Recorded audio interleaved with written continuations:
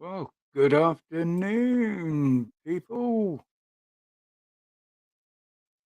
That one's all muted. Can you all hear me and see me for a start? Because I've been having a few issues. We hear you. Yeah, the YouTube stream doesn't look very good from here. Yeah, popped up a couple of minutes early. Good afternoon, Tiff Stewart. Gypsy. Good afternoon, mate. Adrian. I saw Lost Souls in there somewhere. Yeah, I don't know whether it's the internet, Gypsy, or whether it's my computer. And the StreamYard stream looks absolutely fine, but the other one seems to be breaking up a bit. Check your quality. Yeah.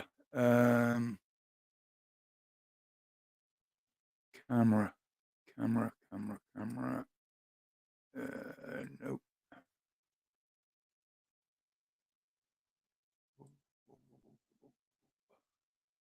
Bear with me, guys. But it should be running on 720. I remember adjusting some up like that. Let me see what we've got. Sound notifications. Power. Right, let's go into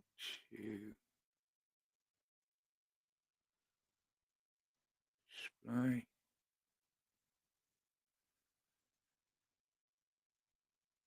This is why I hate doing this.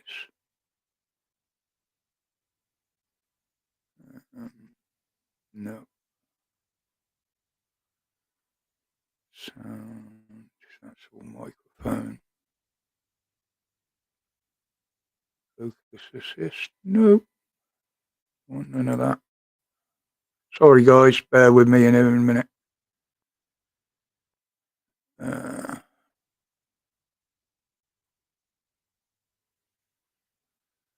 No, I don't know what I can do about that.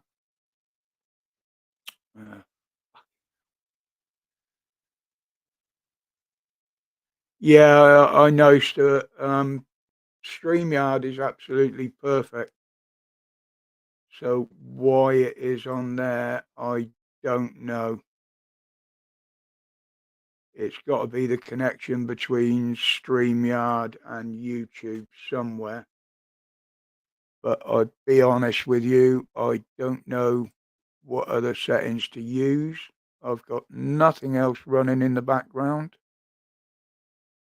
All I've got is StreamYard and YouTube open. And we should have more than enough bandwidth. I mean, the picture isn't even clear my end. But we'll struggle on. We'll struggle on. Good afternoon, everybody. Who else? Mark. Good afternoon, mate. Sorry, buddy. I saw your name up there. I totally forgot you were there. As long as you can hear me. Good afternoon, Tony. It might clear itself off later on. I don't know. I'm no techie expert. I will put the link up in a minute for StreamYard if anybody wants to jump on. But I just allow some Gypsy. Yeah, I heard you told me you got your channel unbanned and that. If you want to bang a link up to your channel in the chat, it may appear, it may not. If it doesn't, one of the mods will authorize it for you so it can go up, mate. How you doing over there, Mark? Getting the best of the weather today, I think.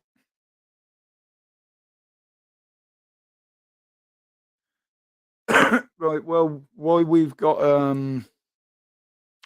a few people on here. You know, I don't get huge numbers. I don't look for big numbers. Some of you will know, some of you may not. But I've got, by the way of messages and other forms, one of our subs has gone missing. We wondered last time I did a live why Bon Scott wasn't on. Apparently he passed away on the 7th of this month. Had a heart attack, and somebody found him, unfortunately. He was a member of the channel. He constantly appeared on my lives. He used to comment on the videos quite for some time back. Good evening, good afternoon, Murph, Jackalaze. Yeah, sadly he passed away on the 7th, I think it was. So spare a thought for Bon. I used to call him my little mad jock. He was an amazing guy, always had a laugh and a joke for somebody. Never had anything bad to say about anybody, and he'll be a sad loss to the channel and other channels that he used to go on and frequent. Obviously, some of you know the ones I mean. He used to go on there. He used to really enjoy it on there. So, yeah, but R.I.P. Bon Scott, unfortunately. Be a sad loss. But no, Jackablaze, not the Scott we know, Bon Scott, the little Scottish lad fella that used to pop up on my lives every time. Also made some very good comments.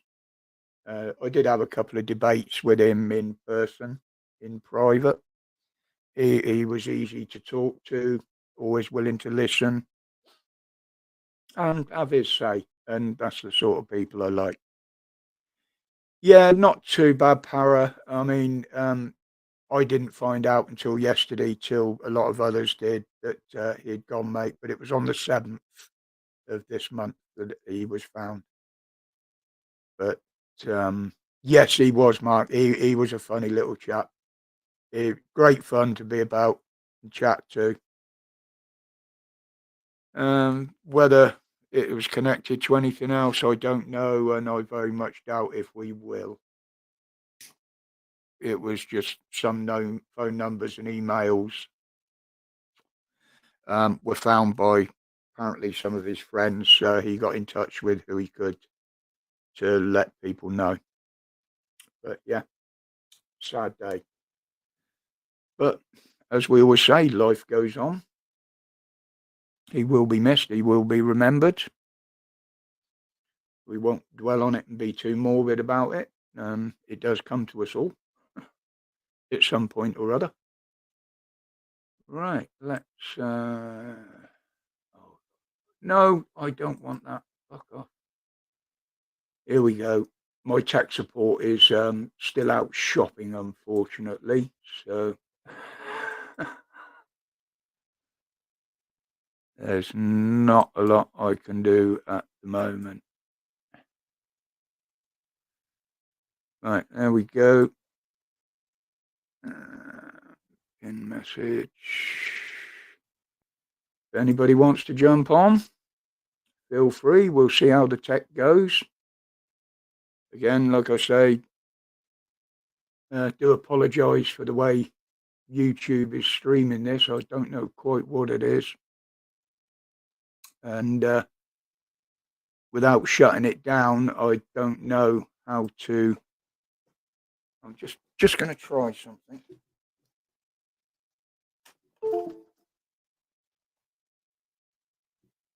Don't know whether that's going to improve it or not.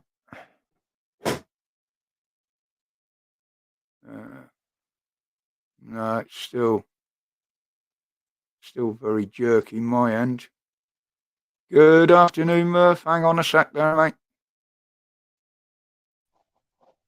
Hello, buddy. Can you hear me? Well, it might be for you.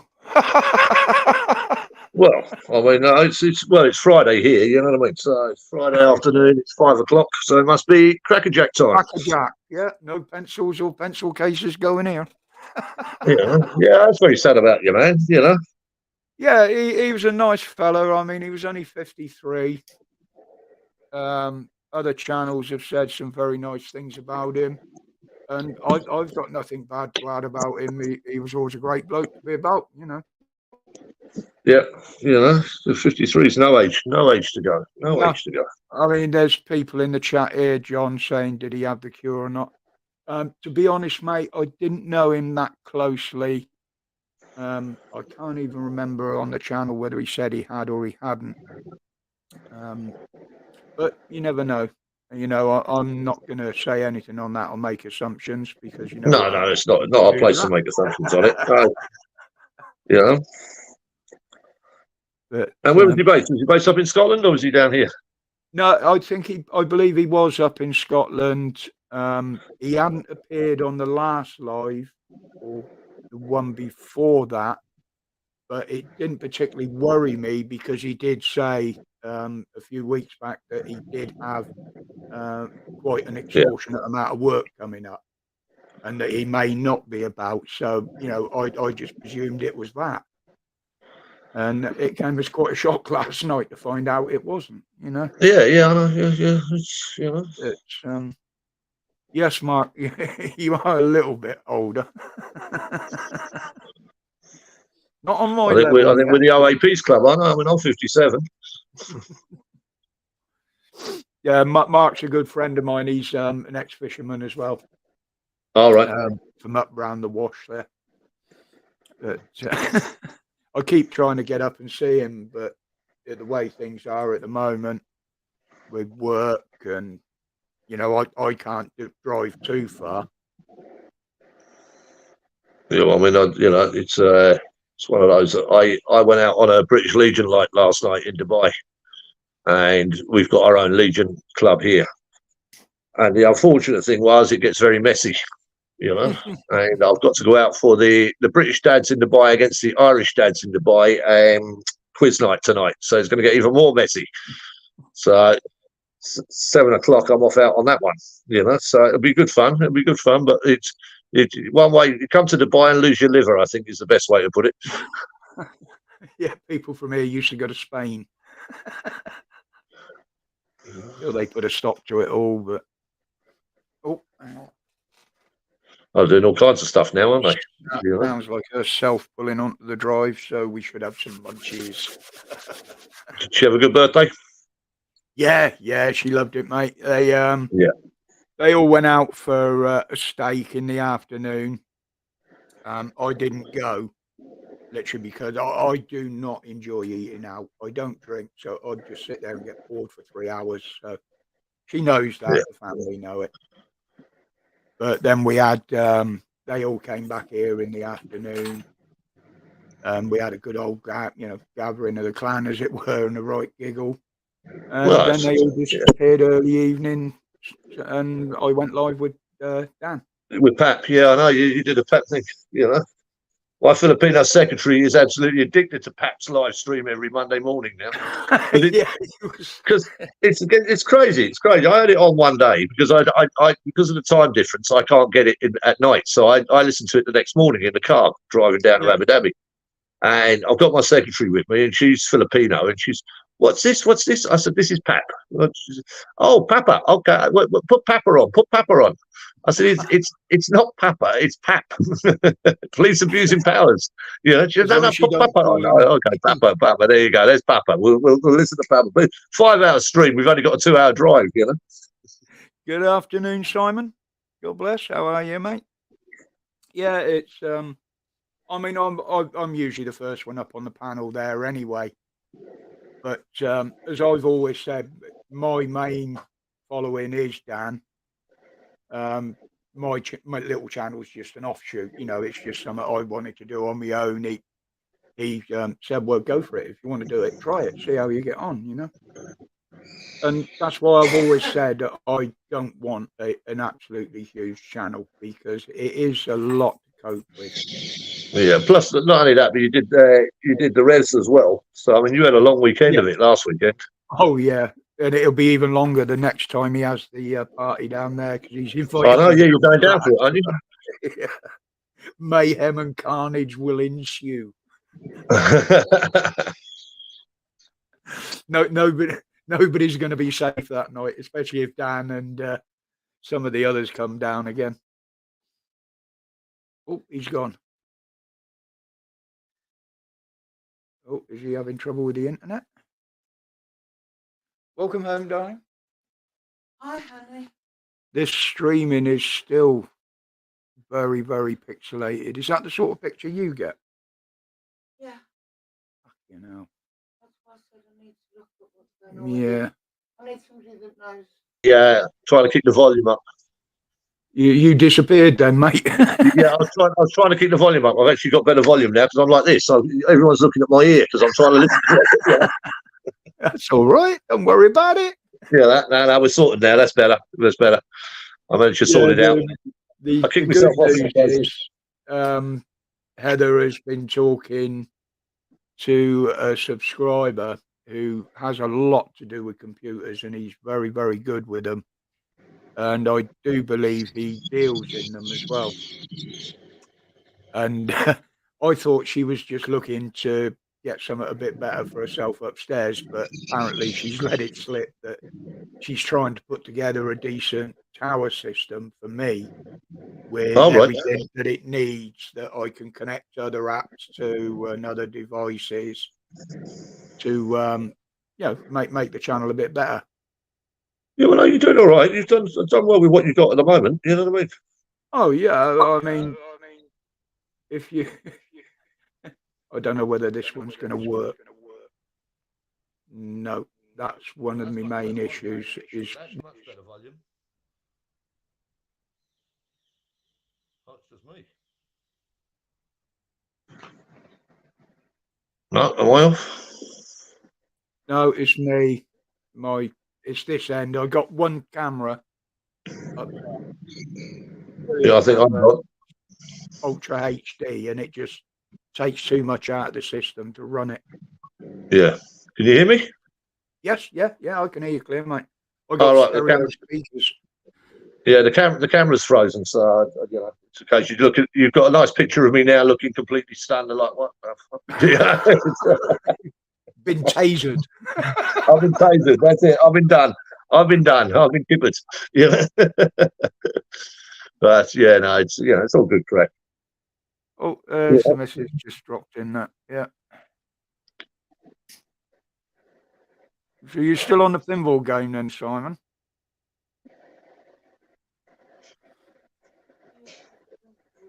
I've got one here, thank you. I just got a can. Not alcohol, I might add. What's happening up there now? Honestly, I don't know what goes on with these systems. I really don't. Every morning I have to reset my bloody sound settings. I know, yeah. Well, now you've got good sound. Yeah, but before I could barely hear you. You know.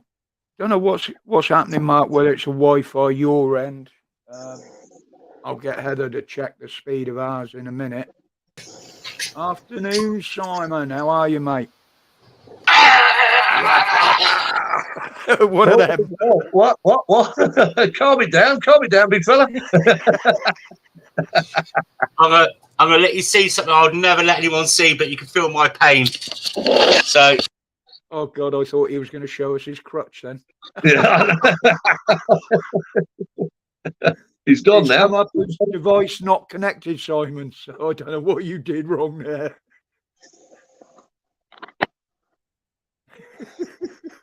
See, it's funny, it went off as soon as he aimed it at his crutch, wasn't it? I thought there is a God. There is a God. Oh, dear. He'll pop back up in a minute. It's just come up with devices not connected. And other people have been having that problem this week. Whether it's StreamYard or... Yeah, I don't know. Yeah, I don't know what it is, It's interesting. whether the chat seems to have frozen. No. Help us then. And now Murphs has come up with devices not connected. What the hell is going on here? Oh, here we go. They're all popping back up now. I got fed up with looking. There we go. We got Simon back as well. I pulled the camera out and it pulled the internet. But yeah, I'm just rebuilding this worst ever fucking machine I've ever bought. I don't know if you can really see it, can you? Yeah, I can see it. Yeah, the pinball. Yeah. You can see it. Roller coaster. Yeah, I'll tell you what. My fingers are never. Oh, what's going on with this? This is fucking lens. It's a bit floppy. My fingers have never been. Everything I touched on it, it looked like black soot. And I've never ever seen a pinball machine. There's my other ones. I've got quite a few, you know. But and they're all like brand new now. That was quite a dirty one when I bought it, but it's like brand new. But this has been a fucking. Look at the state of my room. And where'd you get it from? Think about it. They've been in a pub most of their life or an arcade where people have been smoking and. No, it's just like it's been in a cold, you know, like in a boiler room in a Titanic. Everything is just like the other parts up there. I haven't started them yet. They're supposed to be clear, see-through plastic. It's like smoked. Everything is filthy, fucking dirty. But I'm starting to like. I've cleaned all the playfield. I'll send you some pictures one day. This was just all dark. You didn't know there was much colour underneath it. Crazy, crazy, yeah. But I'm OCD without a doubt. And where did you get that one from? Where did you buy that? Where did I buy it? Near. Is that my mic? No, up near the other side of Birmingham and about another 60 miles up. Oh, right. And what, in a house or in a pub or what? Just. Well, apparently originally, there's a few other ones. It was from a hotel, and they put it in storage for about 12 years. Ah, gotcha. Yeah. So it's a really nice. Once it's all together, it's got all these lovely different coloured ramps and it looks good. Yeah, it's going to look the bollocks. It will. I always make everything look the bollocks. And what do you do? And what do you do? You sell them on then, or do you keep them just for yourself? Well, that's what I tell my missus. I'm going to flip it. After you've done all that work to it, and you think to yourself, "Oh, that looks fucking good now." Yeah. I mean, it's not just. My only fear is with like my tools and my fishing tackle. Is when I die and I tell the missus to sell them, she's going to sell them for what I told her they cost.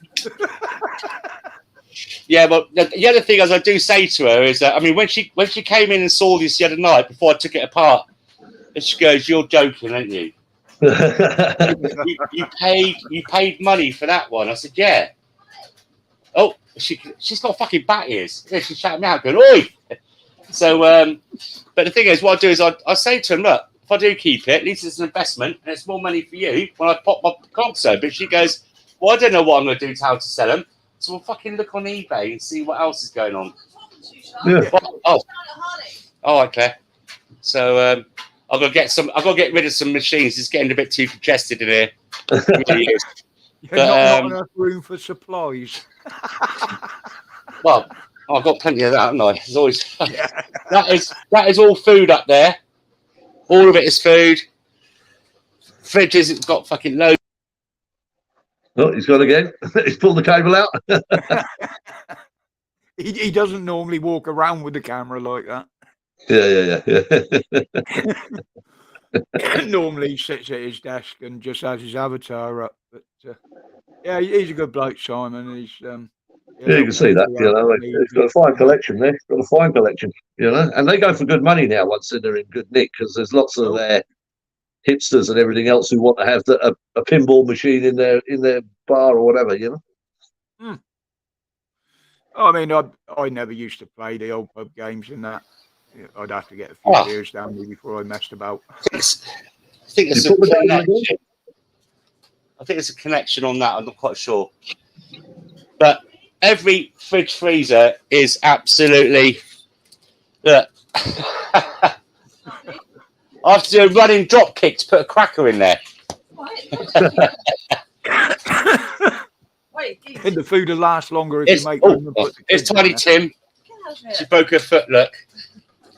Oh, And I've got to do the school. Oh, get out of here. I'm not taking me to work tonight, and I'm not leaving there until I get money. That's right. Rog, am I still here?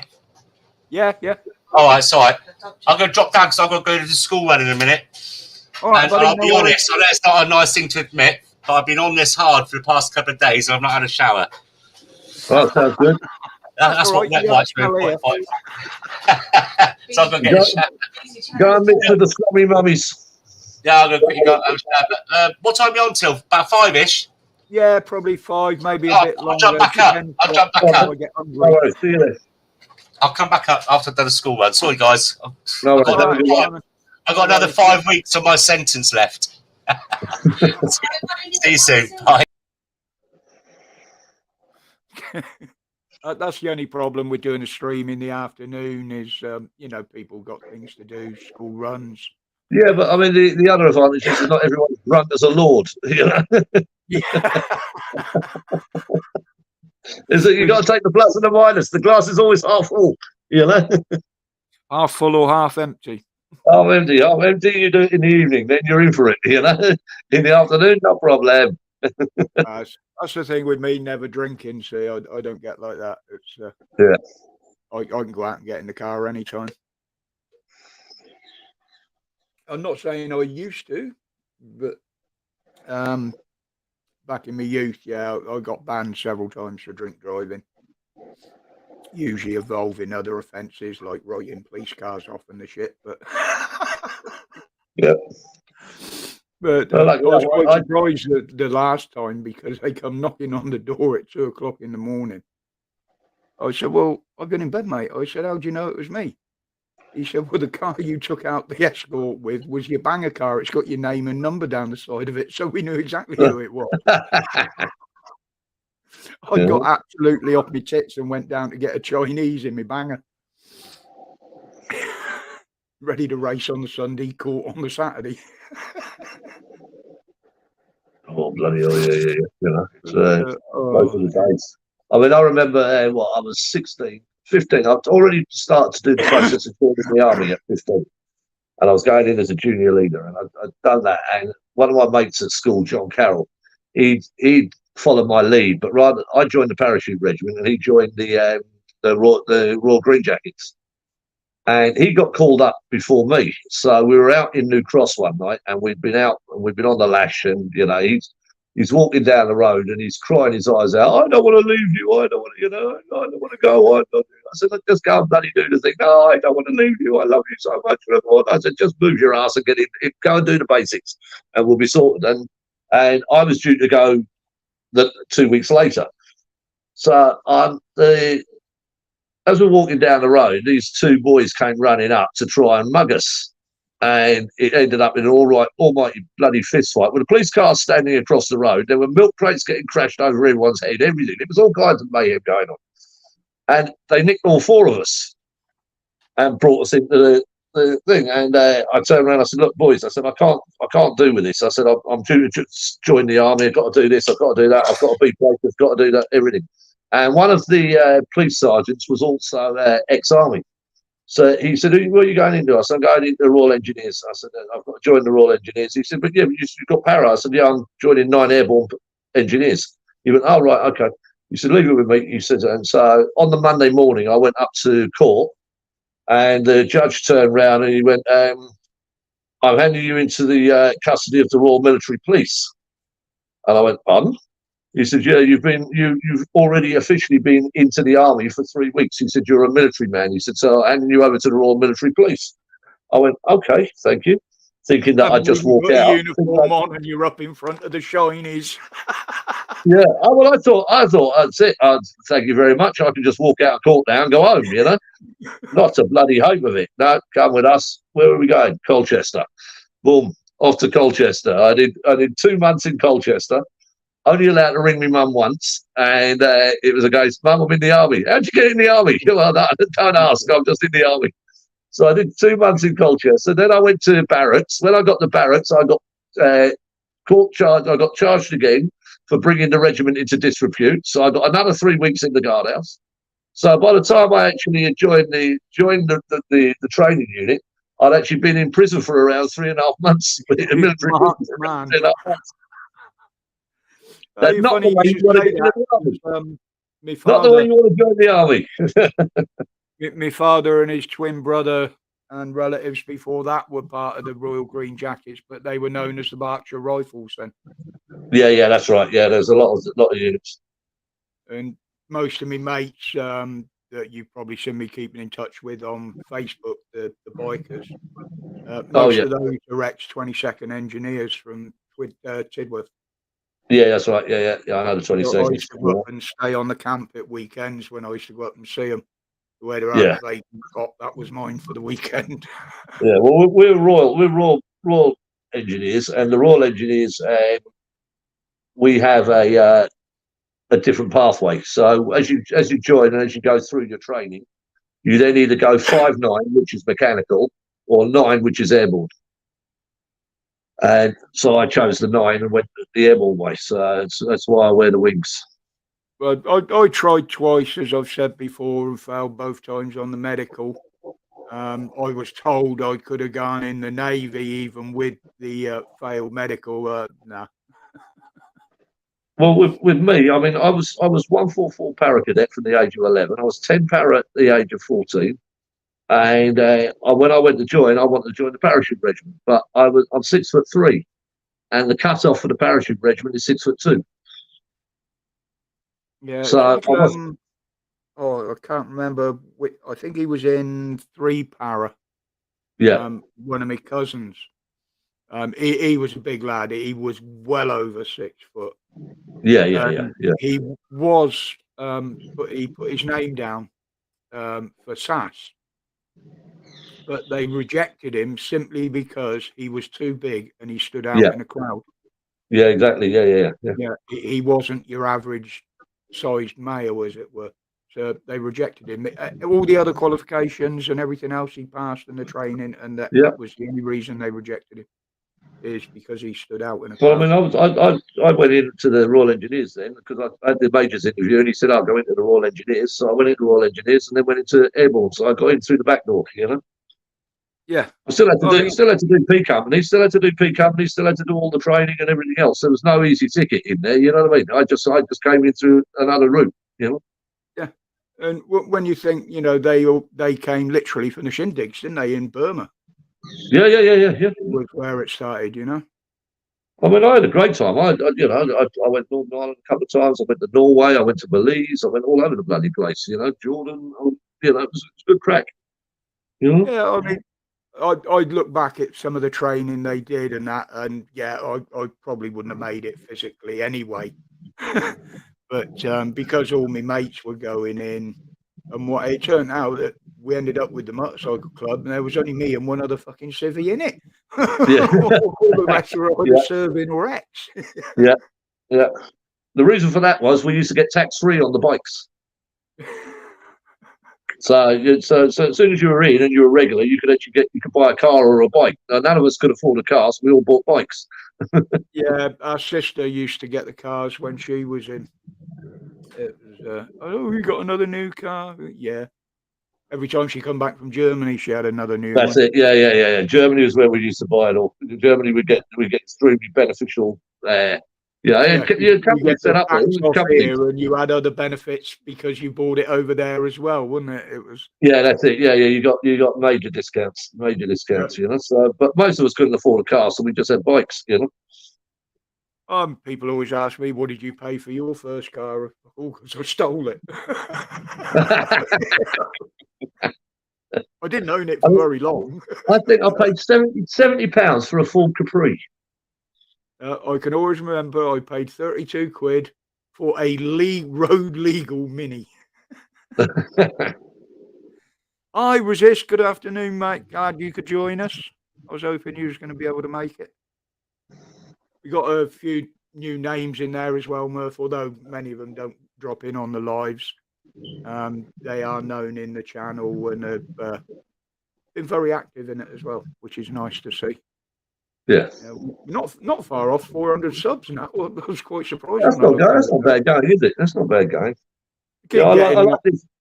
I like this little.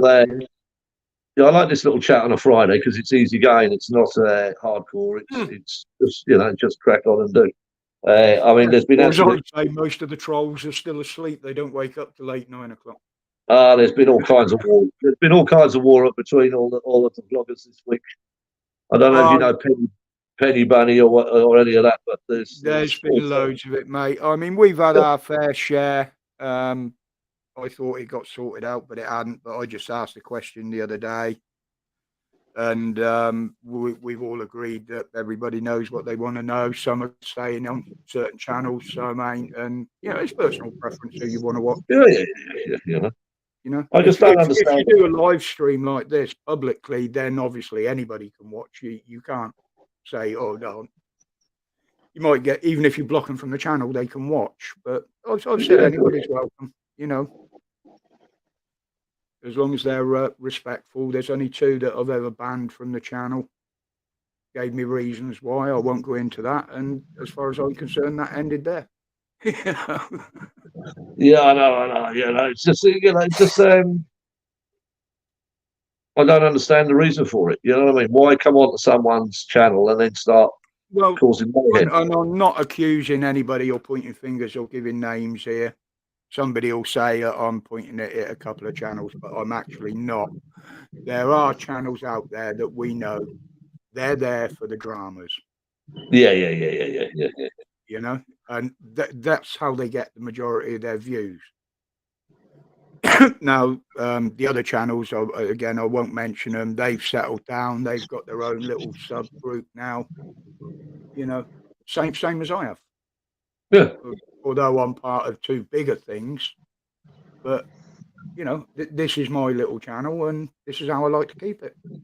Exactly, and as you say, it's your channel. I mean, it's your channel. Yeah. If there's anybody else in there wants to jump on the panel for a bit, feel free. Pat did say he might drop in. He's having all sorts of nightmares trying to set up this new computer. Is he? Well, he's got one running off through another one now, and then he's trying to sort out the OBS. I mean, I don't understand any of it. Does he use OBS? Does he? Is he using OBS? Yeah, he uses all sorts, mate. He's got a new Stream Deck, and all I've got is me. Is my little. Oh, that's not even working now. Why are you not working? That should have worked.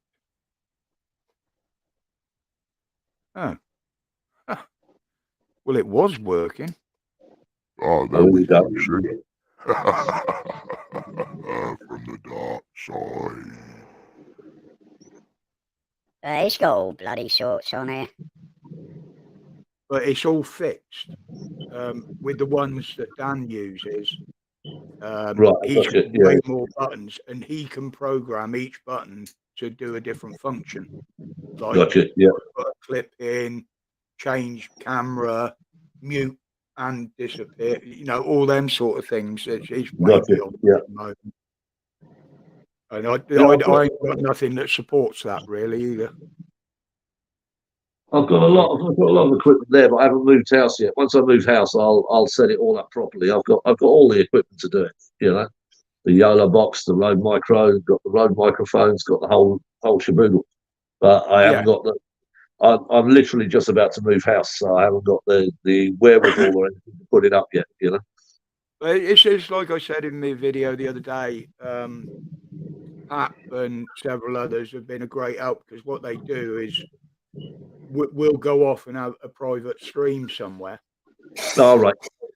With what the equipment Pat's got, he can share a screen, and he'll show me with his cursor exactly on there where I've got to press what I'm looking for. Gotcha. Yeah. It makes it a hell of a lot easier for me to learn than someone trying to tell me over a phone.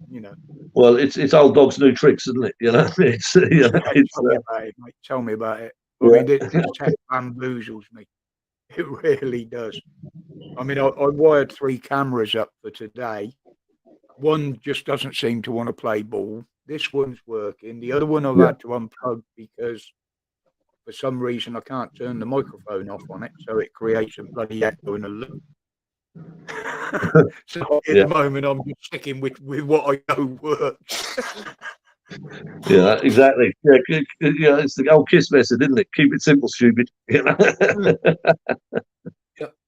It's like a good woman, isn't it? Once you find that button, just keep pressing it in a good way. That's the rule. That's the rule. Yeah.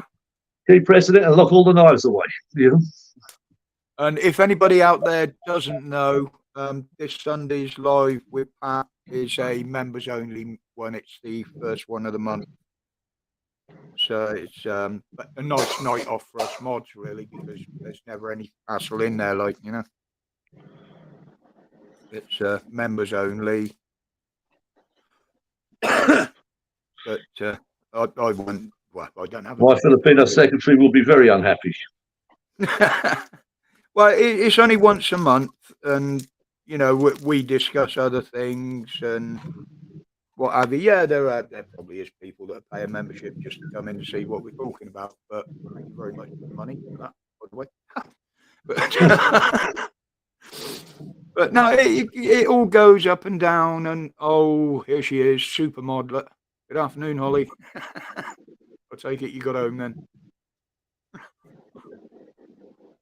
But yeah, see, Simon there, God bless. He's been helping Pat a lot the last few weeks. Yeah. Getting this all set up, and the mess has arrived.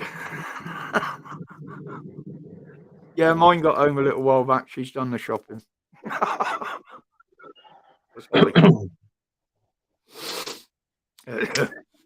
But yeah, it's, you know, I've tried to do it myself. Heather's shown me a lot.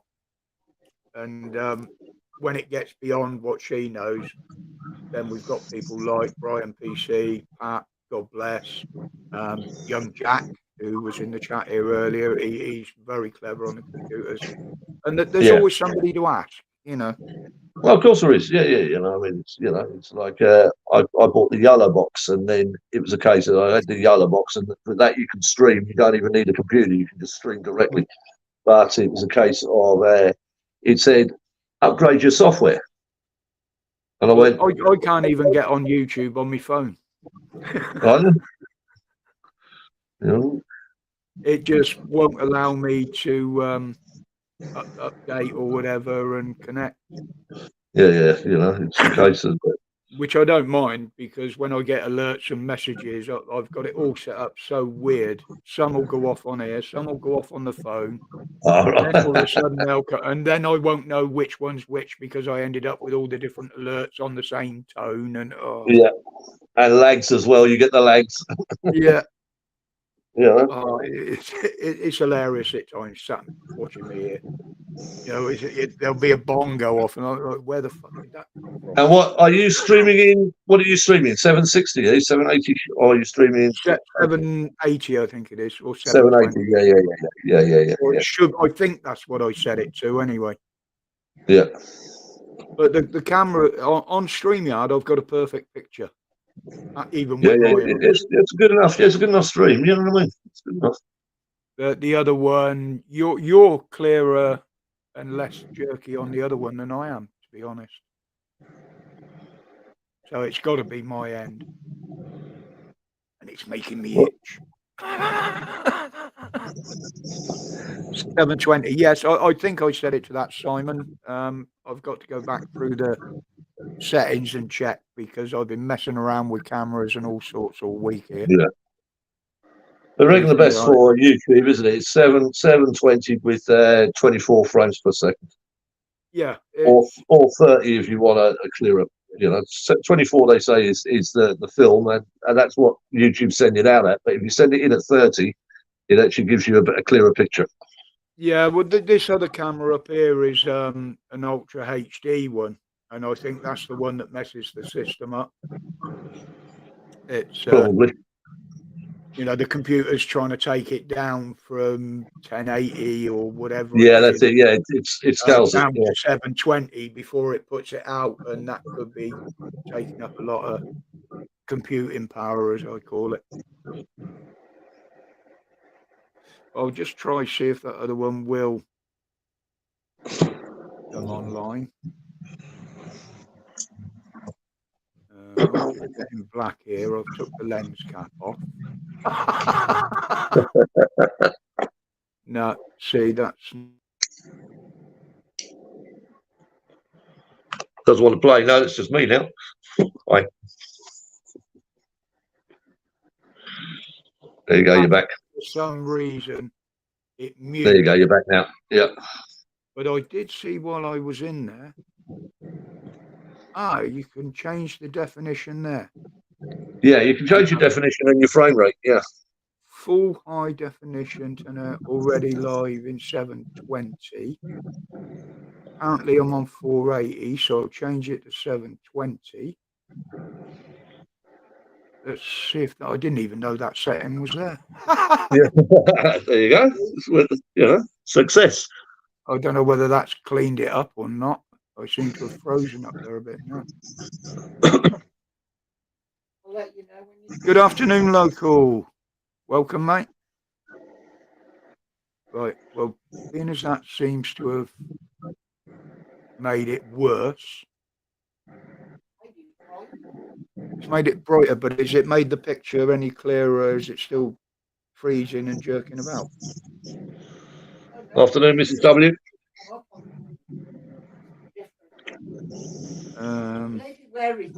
Well, I'll leave it on 720 for now and see how we go. If people say in the chat I'm freezing and what have you too much, then I'll try and change it back. Oh, I'll give him a laugh just watching me trying to use the fucking stuff, innit? Come on, watch Roger make a twat of himself. I must put that as a title on a stream one day. No, I think it's only us boys that will turn around and try and fix up all our settings while we're actually being live. You know. Yeah. Well, what I normally do, if I'm totally honest, is I'll start a private streamer, just a header, and she'll go upstairs so we don't get a loop going. Yeah. Test it on there. Because I'll do it on Discord when we're on VC on there, and everything works brilliantly. But as soon as I get on StreamYard to YouTube, because I'm streaming through YouTube, it seems to go awry somewhere. Yeah. So I don't know. Anyway, local, what you been up to, mate? You been out filming?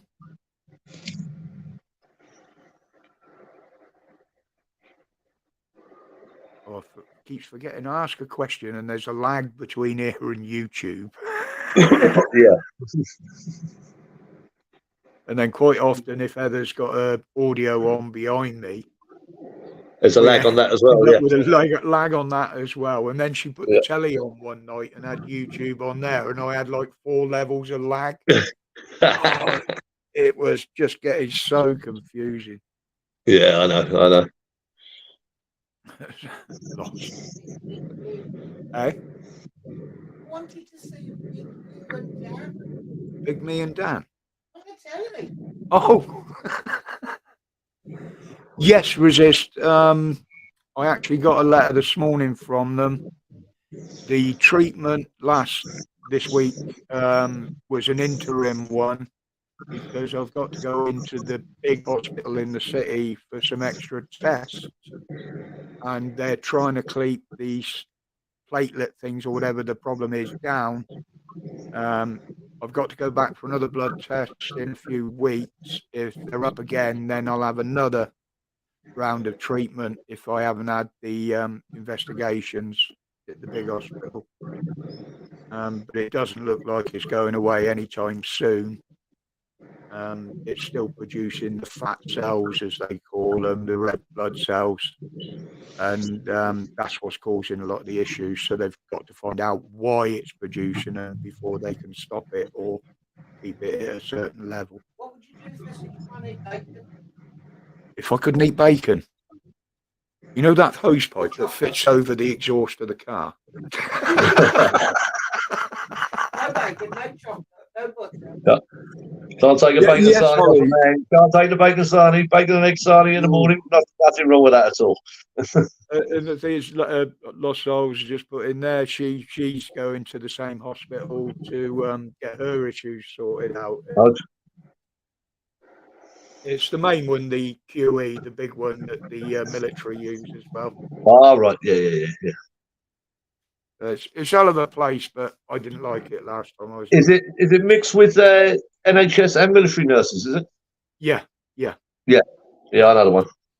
because I was in there for the quite a few years ago. They were still building the bloody place for the blood clot that I had in my head. Right. And I was under the care of the military ones for the MRI and everything else because they were running Gotcha. at it at the time. Yeah. But to have a bloody fag, I had to come all the way down through the hospital from about the 8th or 9th floor, then traipse quarter of a mile out to the front door, go and have one out in the infested bloody courtyards out the front. Yeah. So I wasn't there one night and I so pissed, mate. I sort of watched the porters and that when they were taking the food away and that service lift.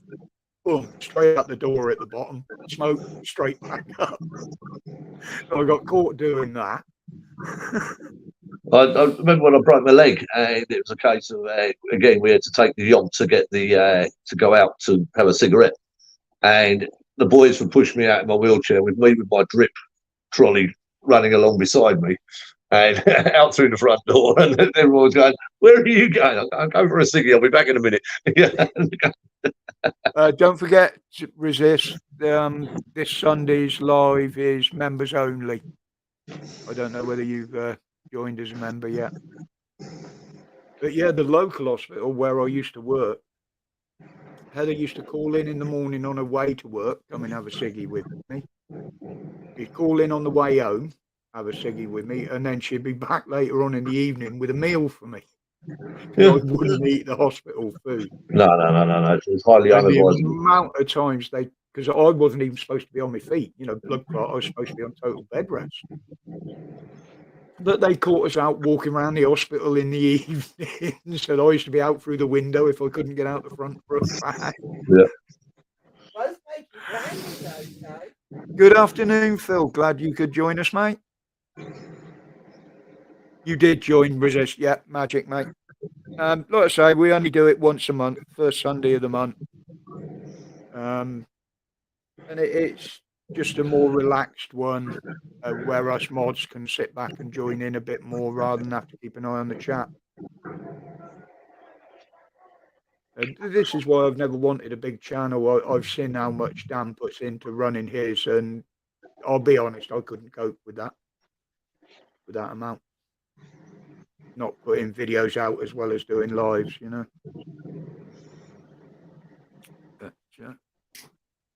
But we do have our little catch up during the day, sometimes on VC and Discord. But I don't go on any. There's any on Pap's server and I'm on Revs. That's it. I ain't even got my own server. So. Yes, joined a few weeks ago. Excellent. Yeah, how many we got in? 15. That's about the average for me. I mean, the viewings and what have you have been up the last week or two. But I know that's simply people are coming in to see if I'm saying anything about certain people and that. But as I say, I don't mind. No, also bear in mind you've been on a couple of good lives lately, and you're going to a wider audience. So yeah, people will come in. Yeah, I've had one or two from Rev have come over, and I'll be honest, one got in touch with me. He said, "Yeah, you've always been brilliant with the Rev and the Pap. We just didn't know you had your own lives that you do." Yeah, that's it. A lot of people don't know that we do stuff, but I mean, it's I'm not worried about that. I must admit, I joined Rev's Discord, and I realised that I thought I was crazy, but no, I'm not. I'm the most sane man in that bloody Discord. You know. I'll tell you what, Rev's got some cracking subs, mate. Oh, crying out loud! The stuff that they're coming up with, and I'm going, "Are you serious?" You know.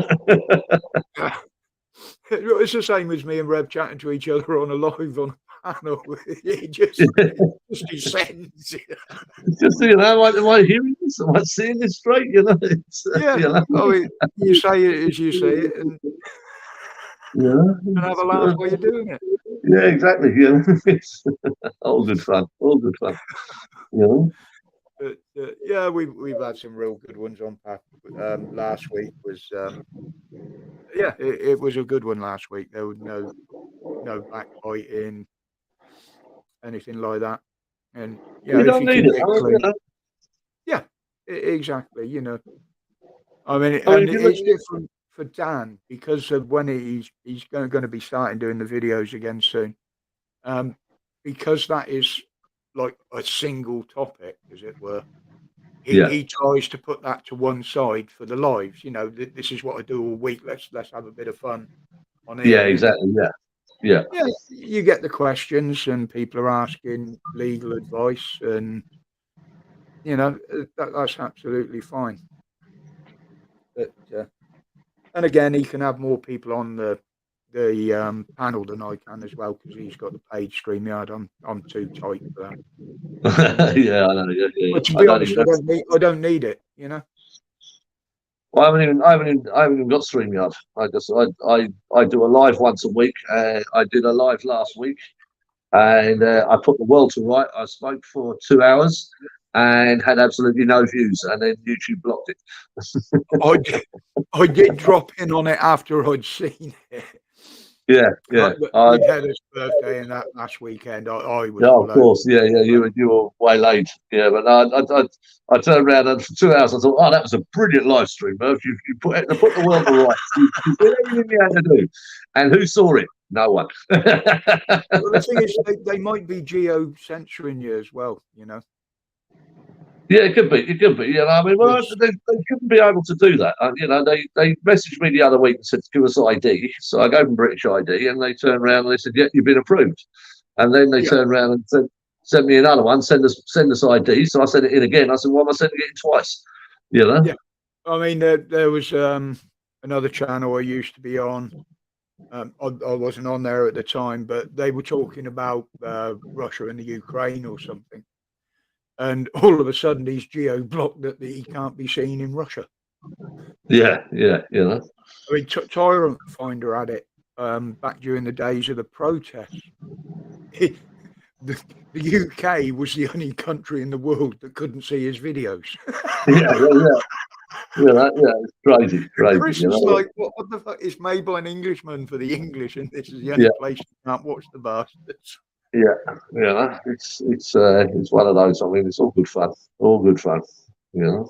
Well, the thing is that the government are going to start clamping down on it as well now once this online safety bill goes through. The online, I mean, the thing is, they put through some of the most draconian laws going on, like the right of assembly is now being passed through government. So you've got to have permission to go and do an assembly. Only, and I hate to say it, but only if you're a white middle of the road person. If you're BLM, if you're anything like that, groups will be allowed to have. You don't need any permission. You can just go and you can do whatever you bloody want. You know what I mean? So the online safety bill has got a term in it that the government at any time can turn around and dictate what the agenda is. So if we're turning around and we're talking about whatever the last 2 years was about, and we're talking about yes or no, and we're doing that, they can actually turn around, and if I'm saying no, they can take me out of the equation so that all you hear is yes. Yeah.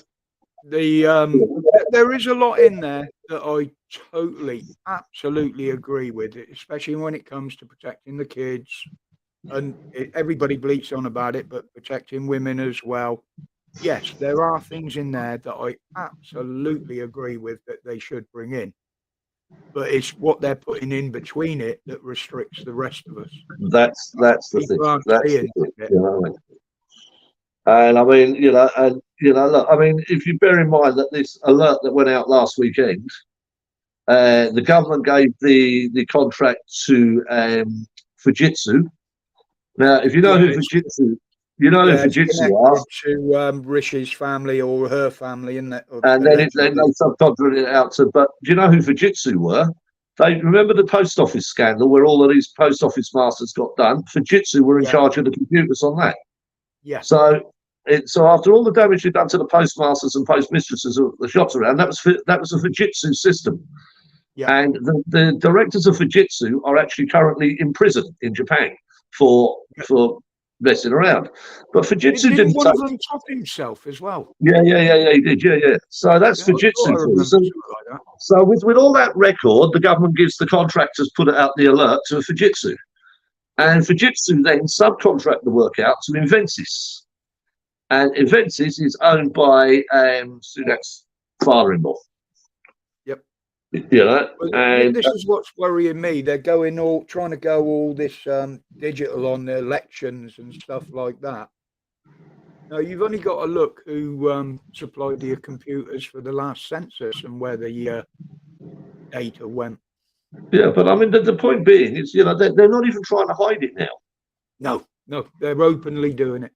They're openly saying, okay, we'll give it to Fujitsu. Fujitsu take their money after what they did to the postmisters and postmasters. Then they turn around and they give it to Inventis, which is Sunak's father-in-law. It's crazy. Well, what's the missus said? What are you saying in the chat there? Speaking of Dan, Oh, sorry. speaking of Dan, you couldn't ask for a nicer guy. Sorry, guy. Okay, yeah, I didn't see the ones before it. So I get confused because she'll type something in there and she sat behind me. Oh man, it's multitasking. I've always had a bit of a problem with since I had the blood clot. Yeah. I sat here one night and somehow I had about 4 bloody streams going. I'm trying to read and keep up with the chat on all the 4 streams. And somebody's got in touch with the bloody phone and I got alerts coming through that on Facebook, which I've already shut down on here because the computer can't bloody handle it all. I mean, right in front of me, it looks like, well, a nest of vipers with the amount of wires going round things and everywhere. I've even got an old pair of bloody headphones, earplugs. Yeah. Well, I worked it out. 1, 2, 3, 4, 5, 6, 7, 8, 9, 10, 11, 12, 18 cables just for my setup. Oh, so I'm just seeing who the missus is saying got a big head.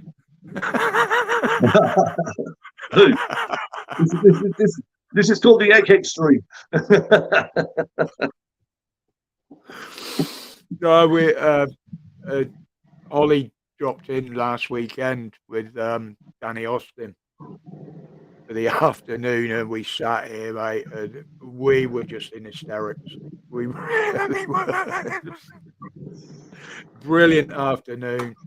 And as Heather said, she couldn't have asked for a better birthday present than seeing the two. Yeah, exactly. Yeah, that's perfect. My weekend. Yeah, it's nice to keep in touch personally, It's hopefully we'll be meeting up again for Dan's birthday in June. I don't it's quite late in June because we're actually away fishing from the 1st. All right. Of July, so that's my chill down time. So if anybody wants to know anything about sea fishing rather than electronics and computers, I'm your man. Or cars, yeah. Fast one. Well, not so much fast, but powerful. Old. Yeah, old. I can't work on them modern things. I was just calling you old. Yeah, I am. Well, look at the pretty colours. Moving on that. We're easily pleased. We're easily pleased. I am, mate. Me especially. Believe me. She's only got to give me the look the wrong way, and that's it. Like, come on, Yeah. Told you to stop doing I got a minute. Who else? Have I missed anybody else in the chat? Yeah, I've been getting very mixed reports on these alerts last weekend. I mean, we know now there was, I think it was 10 million or something like that didn't even get the alert. Everybody on 3 never got it. There was no coverage. The whole swathe of the country didn't have any coverage. And some phones that had it turned off got it, some didn't. Everybody that more or less that turned it off got it if they turned the app back on. Some people were getting there at 1 o'clock in the morning. Yeah, there was no consistency through it. And they said, oh, it was a success. And then they turned around and they put up on the website that they would be redoing it again on Tuesday. And then they took that down. Yeah. Well, I won't get any anyway. As I said, I'm running on 2 and 3G, and it won't come out on that. So I ran an experiment here because I've got dual SIM in this card, so I've got my English SIM in this card as well, and I got the alert. Yeah, well, I've got one on contract SIM only with Vodafone. I've got a gift gaff pay as you go. Heather's on what you on Virgin, isn't you? Virgin. She's on Virgin. I just turned off 4G. So we had lots of different phones that were picking up different things. And all she did was turn her 4G off and never got anything. She run on 3G. Well, I spoke to a few British dads in Dubai and I said, did you, any of you boys got a British SIM? They went, yeah. I said, did you get an alert? They went, yeah. About 3 people came back, yeah, we got it, you know. I deliberately set out to see if I could get it. So I kept everything up live, you know. But a few of the boys that had the same phones on the same systems that had done the same thing. Some got them, some didn't. That's what I mean. There was no consistency in what happened. The only thing where I'm absolutely certain of is you need 4G and above to receive them. That's the only thing I can actually prove. My only alarm is that there was the fact they were asking for 4G and above. Because if you look at a lot of the systems that they've got in the UK are only running on 2 or 3G. So why did they want 4 or 5G? And the only reason why I can see that is over here in the UAE, we have a system called Pegasus. And Pegasus it can monitor your phone at all times. Even if your phone's turned off, it can turn your camera on. It can listen to if the phone's turned off. It was originally made by Mossad, and Mossad were using it to then tap into your phone. Then they could turn the camera on, turn the phone on, even if the phone wasn't off. If the phone was switched off, they could turn it on. And Pegasus have sent all their customers out notification now that they will be switching over to 4G only. But because my phones are so old, they won't accept the app. Yeah, I know. Yeah. So really, I shouldn't get them either. So I was wondering, was the alert linked to Pegasus? And that could be an interesting thing that might turn up because it's actually been banned in the whole of Europe, Pegasus system. Well, they've said that one wasn't collecting data. Well, obviously it was because they're going to know how many people responded to it or accepted it. Well, it's like a Trojan, isn't it? It's like a Trojan. You know, you had to accept the alert. You had to accept the alert for it to happen. And as soon as you accept the alert, that allows the install to take place. And then that means with the next one, yes, they can collect data. Yeah. Once you press accept on the thing, they've got the access to it. You know, I mean, we've got Pegasus system here, so I know this phone is monitored. So, you know, again, I don't worry about it. But when I leave this country, the phone stays here. I'll buy a new phone when I get back to the UK. That's You know? what I used to do when I used to go on holiday. I'd buy a local cheap phone. Yeah. A I local just use SIM card in it. this as a dumb phone. You know, I know Pegasus is installed on it. I know what it does. You know, and the reason why I know that, I used to work for the royal family here, and I was out in the desert camping one night, and there was a problem with one of the palaces, and the next minute 2 police cars pull up where I'm camping in the middle of the bloody desert. Oh, John, we need you back at the palaces. I went, how'd you find me? Oh, we just tracked your phone.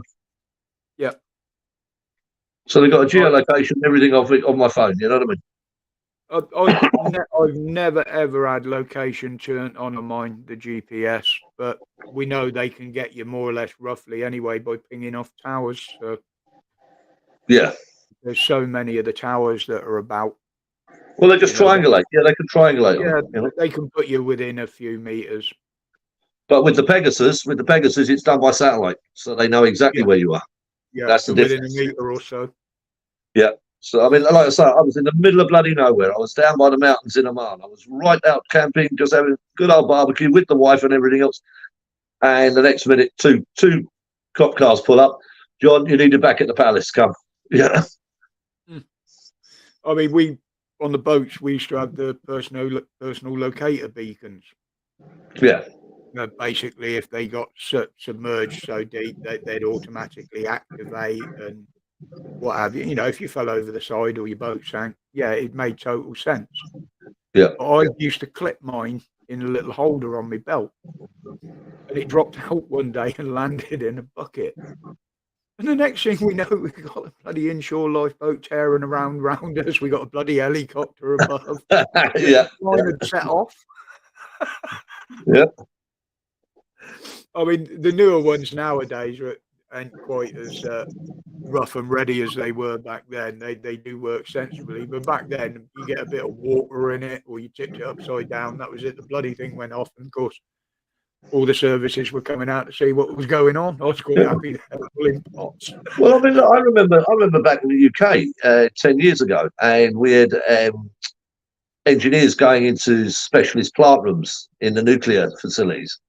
So we'd give them an ID card, and in that card, all they had to do was, as long as they were standing up straight or anything like that, there was no problem. But if they fell over or did anything like that, it would send an alarm signal straight away, and a rescue crew would come in. So we had that technology 10 years ago, where we would know exactly what they were doing, how they did it. You know, they use it a lot in our old age pensioners' homes now. They've got it is getting towards the Orwellian society. Oh, 1984, you know, 1984 plus. There is so much in that. I'll call it fiction for now, because at the time that's what it was.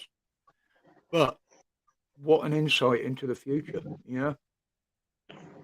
It even amazes me, some of the old sci-fi movies, even, when you see what the brains come up with in them, and the way out their ideas, it'll never happen. And then you look at what's happening today. Star Trek, yeah, that was a prime one. Yeah. Well, if you look at the police investigating the SMP, yeah, they went looking for the dumb phones.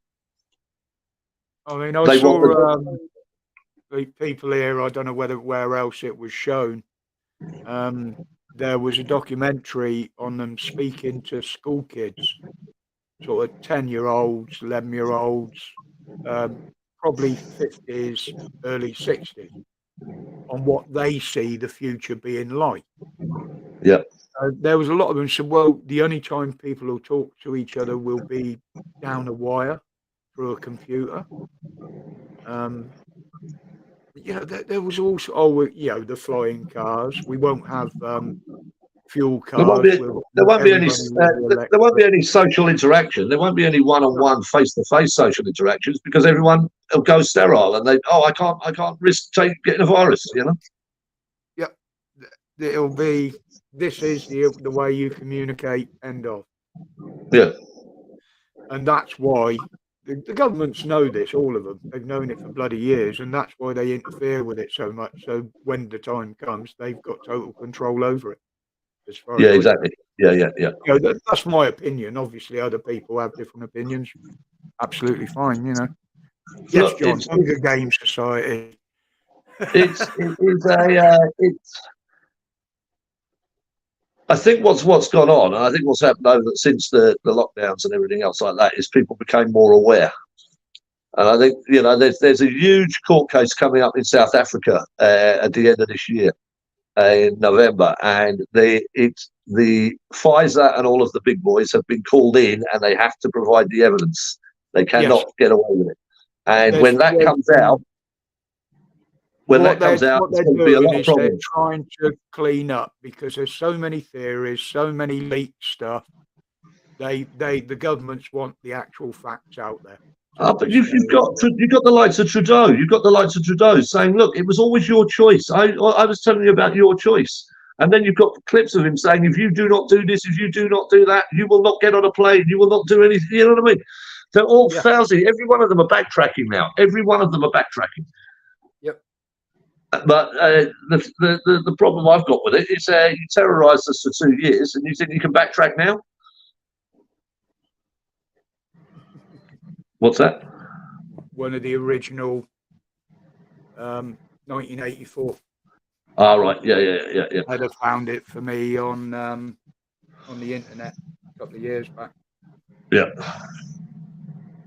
John was in. Stuart, have you downloaded the new version, or is it one of the original ones or the reworked ones? The original, the newest version with John Hurt is absolutely amazing.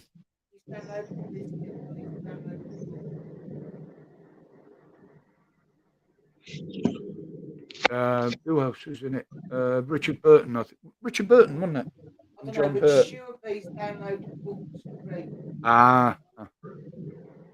Then when I was a teenager, yeah. And they actually did. I was quite surprised they put the animated version of Animal Farm on over Christmas during the day when the kids could watch it as well. Oh, yeah. The original version, yeah. Was that on Channel 4? No.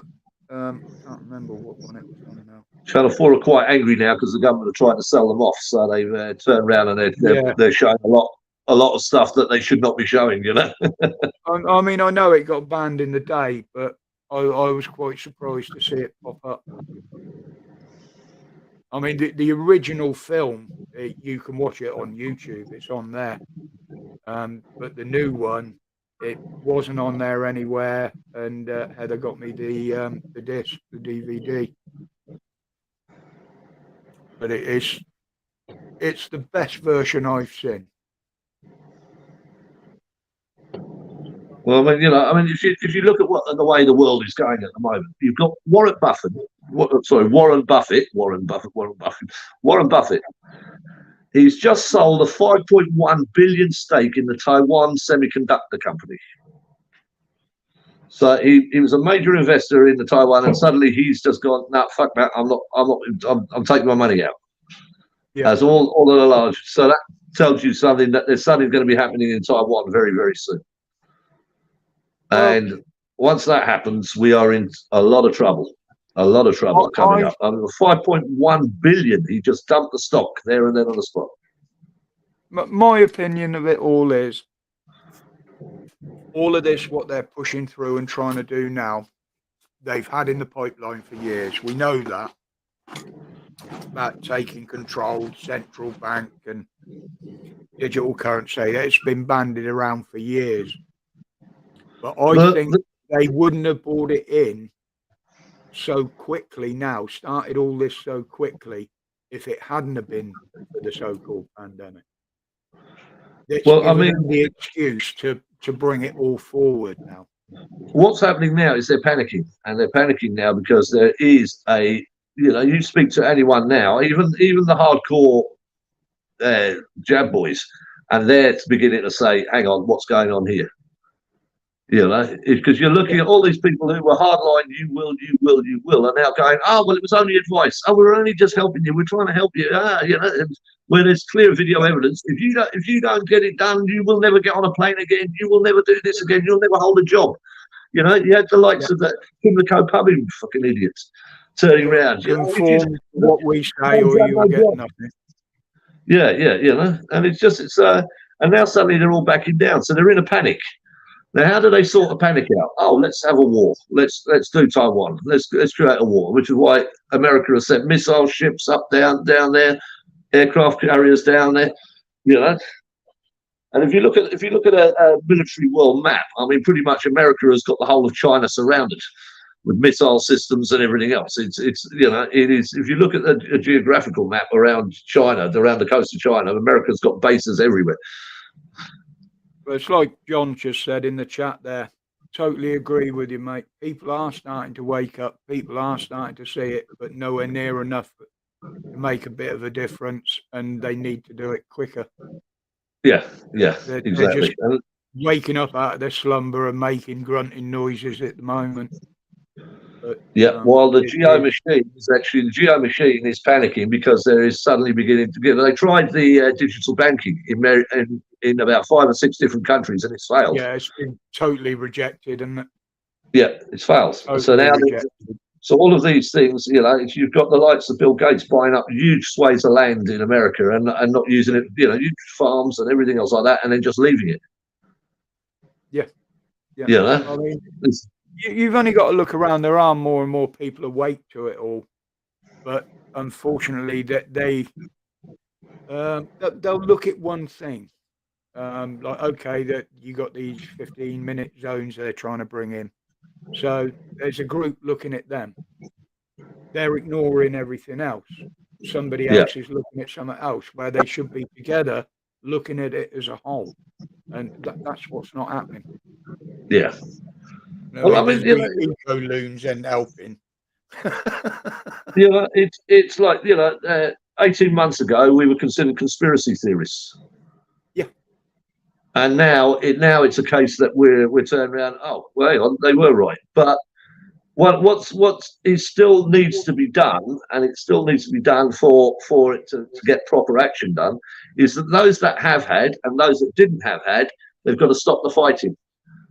They've got to come together and say, look, I chose not to have it. You chose to have it. I accept your reasons for it. I'm not going to kick you for it. It's you crack on and do. Well, and once people are united, in the week in the video, I clearly said that we were proved right at the end of the day. Many of us were punished in one way or the other for saying it, but we've been proved right. So why are we still being censored on it?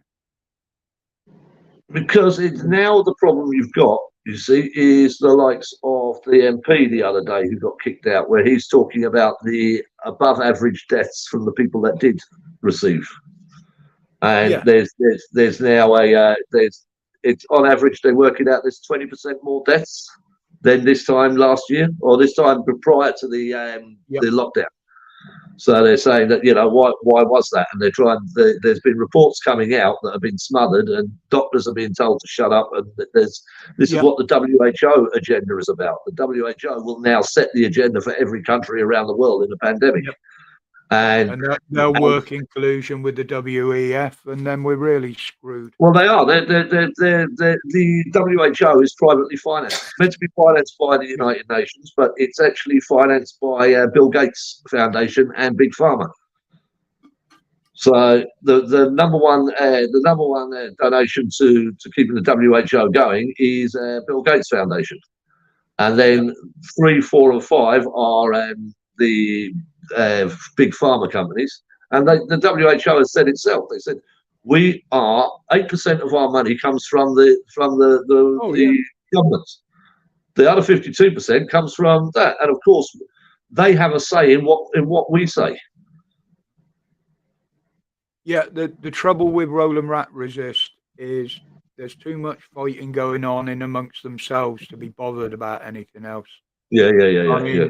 Like I said in the video Thursday, you know, to stand there at PM's questions time and say, I'm appalled at how much it's costing us to keep the hotel dwellers, I call them here, and absolutely disgusting on what we've got to change to get rid of them.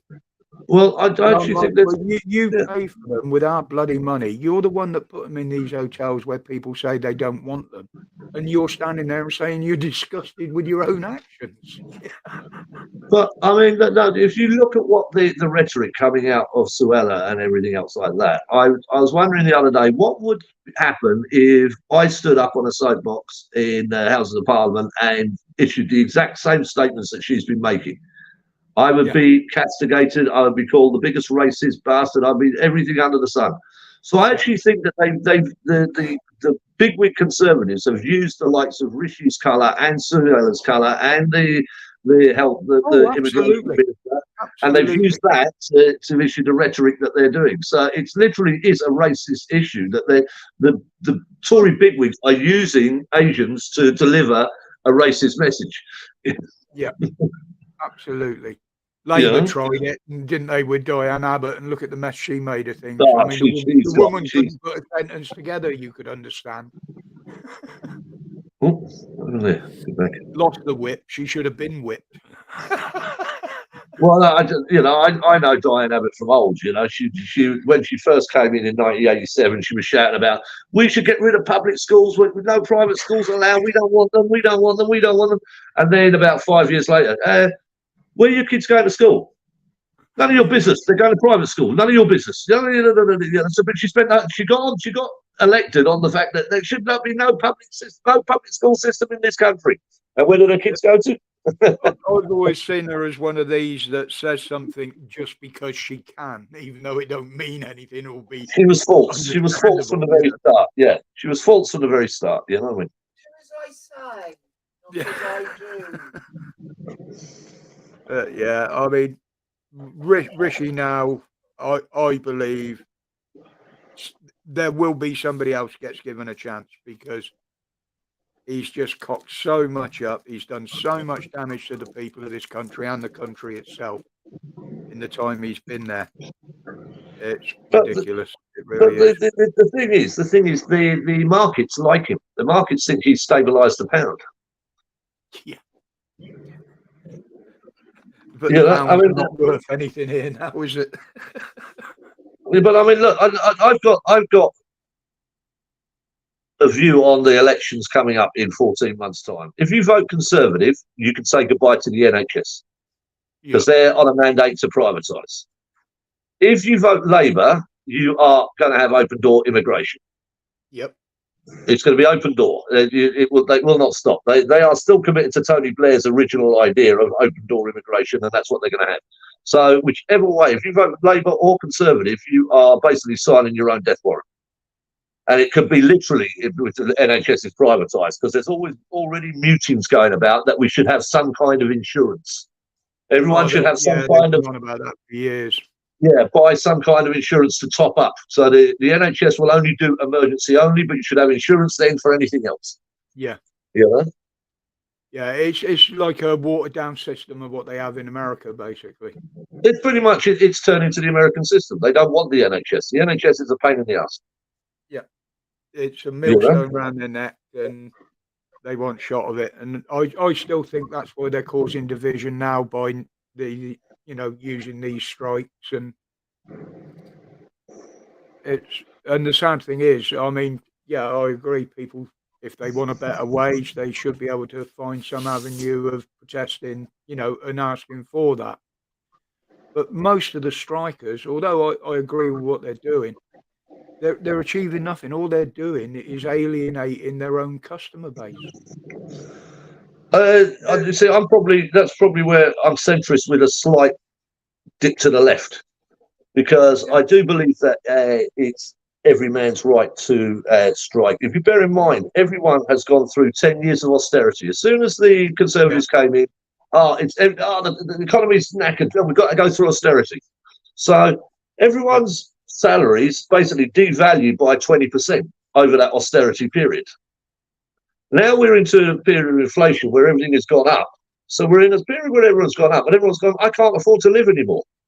Now, if to turn around and say, I have to go on strike because I can't afford to live, when you've got nurses on universal benefits to try and top up their salary, you've got people that are deciding whether they can eat or heat, it's that's not a society I want to live in, and that's not a society I believe that anyone should live in. So, I mean, yeah, and I strikes look like- at the bare basics. I mean, I don't use the trains. But the only people that are getting hurt by the strike, yeah, the British Rail, whatever, the government are losing money. But the only people that are being actually inconvenienced are the people that use those services. Yeah, yeah. Well, I mean, what is it? It's only the FA Cup final and the Eurovision, isn't it? We can watch it on telly. no, I wouldn't watch any of that. You know, watch it on telly. No, but I do think that, you know, and there is this right-wing rhetoric going out about, they're striking, they're hurting people, they're doing this, they're doing that, and they're doing. No, they're not. They're fighting to just get a fair wage so they can live. Oh yeah, totally.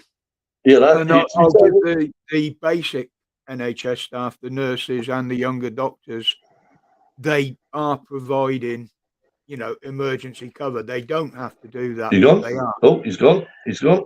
It's just me then. You back? Have I gone? Have I? Oh, Yeah, you came back. You're back. You're back. Yeah. Yeah, go on, mate. Yeah, you were saying. I mean, I was up there the other day, and there was only one ambulance in the ambulance bay. Yeah. But why is that? Yeah, whether they were directing them, but there was no picket line up there. Most of the staff were there. But why is that though? You've got to ask yourself the question: is that the nurse's fault, or is it the doctor's fault? Is it the ambulance driver's fault? No, it's not their fault. So whose fault is it? Yeah, I mean, they've never. No, they haven't. They've changed an appointment, but they've never cancelled one of mine, have they? Oh, you had one cancelled, yeah. But no, I seem to get seen, and no bother up there at all. Yeah, you know. So the estates guys, the maintenance guys, actually came out to say hello when I was walking out of there last week.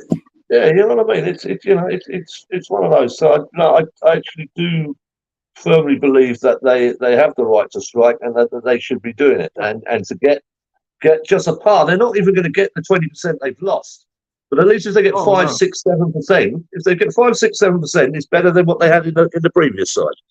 This is all part of that new public order bill, isn't it, where they can forbid people to strike. You're only allowed so many people stood outside on a picket line. Yeah. You've got to keep, was it 80 or 85% of the workforce in production or something like that? You've got to keep minimum standards, and they get to set the minimum standards. Yep. Yeah. But anyway, we've got 20,000 more police officers, so be happy. Yeah, but be wary of the ones that can't read or write English. No. I gather they're reinforcing the right knee on the trousers for them. Yeah. It's I think Dan's collating a bit, but there's and been a lot of movement from what I've seen on how many they're getting rid of from the Met as well. Being as they're all supposed to be being investigated. Good afternoon, Rex. You been dropping in, mate? But I mean, Rowley made a complete twat of himself on the board the other day when he was being questioned by the London Assembly. He just couldn't answer anything. He was queried on how many they're getting rid of, how many new ones they're bringing on, and he just tried to spill a load of propaganda out, and he just made a complete prick of himself from what I saw of it. I've seen the left slant. I've seen the left slant on it where they said that he gave the deputy chairman a kicking, and then I've seen the right slant where they're saying he gave him a kicking. You know what I mean? So, but between the two of them, you don't know which one to trust, do you? Neither of them came out very good out of it, I don't trust any of them, to be honest. But Steve Bartlett. But watching the assembly when they're actually live and that, it does show one thing, that they don't take no messing, and they will ask the right question. And they will try and force the answers out of them. So fair dues to them on that. Well, I think that started when David Curtin tore Khan a new one that time. When he Oh, was yeah, on yeah, his yeah, commentary. Yeah. That was brilliant to watch. yeah. But he's another one. He seems like he's Teflon. It looks like nobody can touch him, you know. I'll be back in a second, guys. And I just hope that it all comes to a big pile that all of a sudden gets dumped on him, and that'll be it. He'll be gone. But they're obviously happy with what he's doing. But Londoners are starting to see now how much it's actually going to cost them with what he's doing. He's just a horrible little bastard as far as I'm concerned. Who else we got in the chat then? Numbers seem to be going up and down. It may be boring.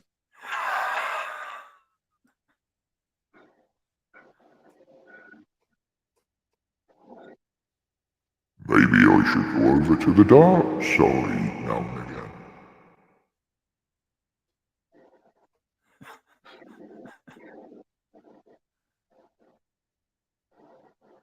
Who we got? Bex joined. Ollie. I think the missus has been chatting to everybody in the chat more than I bloody have. Yeah, you get your head down, Tiff. Yeah, when you need to sleep, sweetheart, you got to sleep. It's. I know exactly how you feel. Horrible. Yeah, he is. Khan is just. Someone put it on Facebook the other day. London hasn't got toxic air; it's got toxic mayor. Yes, exactly, Ollie. You know, I don't bitch and moan about things unless it's government, of course. But there again, every time I appear anywhere, I'm bitching and moaning about them. Rightly so, as far as I'm concerned.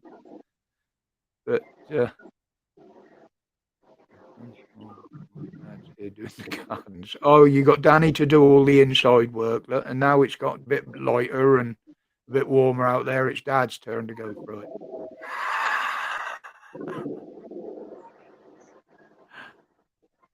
I'm saying that I have got to pluck up the courage this weekend at some point to attempt to mow the lawn again. I won't know till the day whether it takes me 1 or 2 attempts, but it is looking more like a paddock out there now than a garden. Oh, now you're back, Murph. I'll just go and get myself another drink. Go ahead, my man. What did you say? I'm waiting on a bloody drink. You know, see, everything's lazy in Dubai. We don't have to go anywhere. We do all we do. Bring me my beer. Okay, with you in about 20 minutes. That's what I disappeared to. He's apparently meant to be outside, but he hasn't turned up.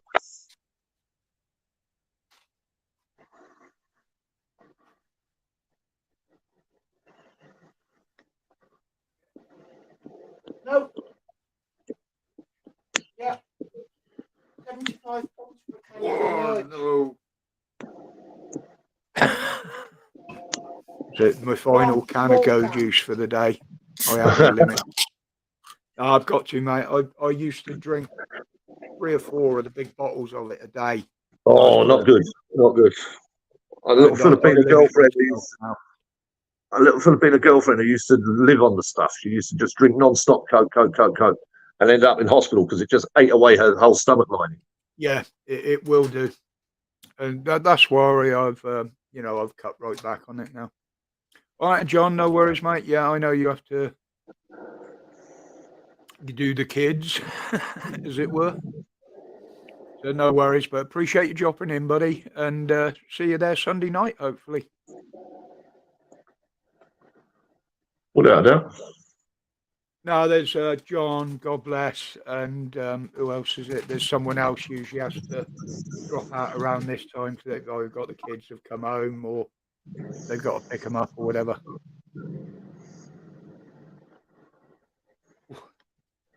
But that says another thing to me, that a lot of the trolls that you get on YouTube are probably school kids. Yeah.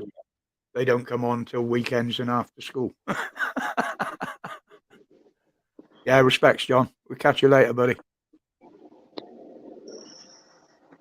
That's the other thing I like. You know, I mean, I'm totally open when I say things, as you know, and we have got subscribers in here that are long-time subscribers of me, are on other channels as well. Yeah. But they come in, they're always respectful. I've known them for ages, and a lot of them try and stay away from the hassle. And that's what I'm doing now. It's, you know, I got my little thing.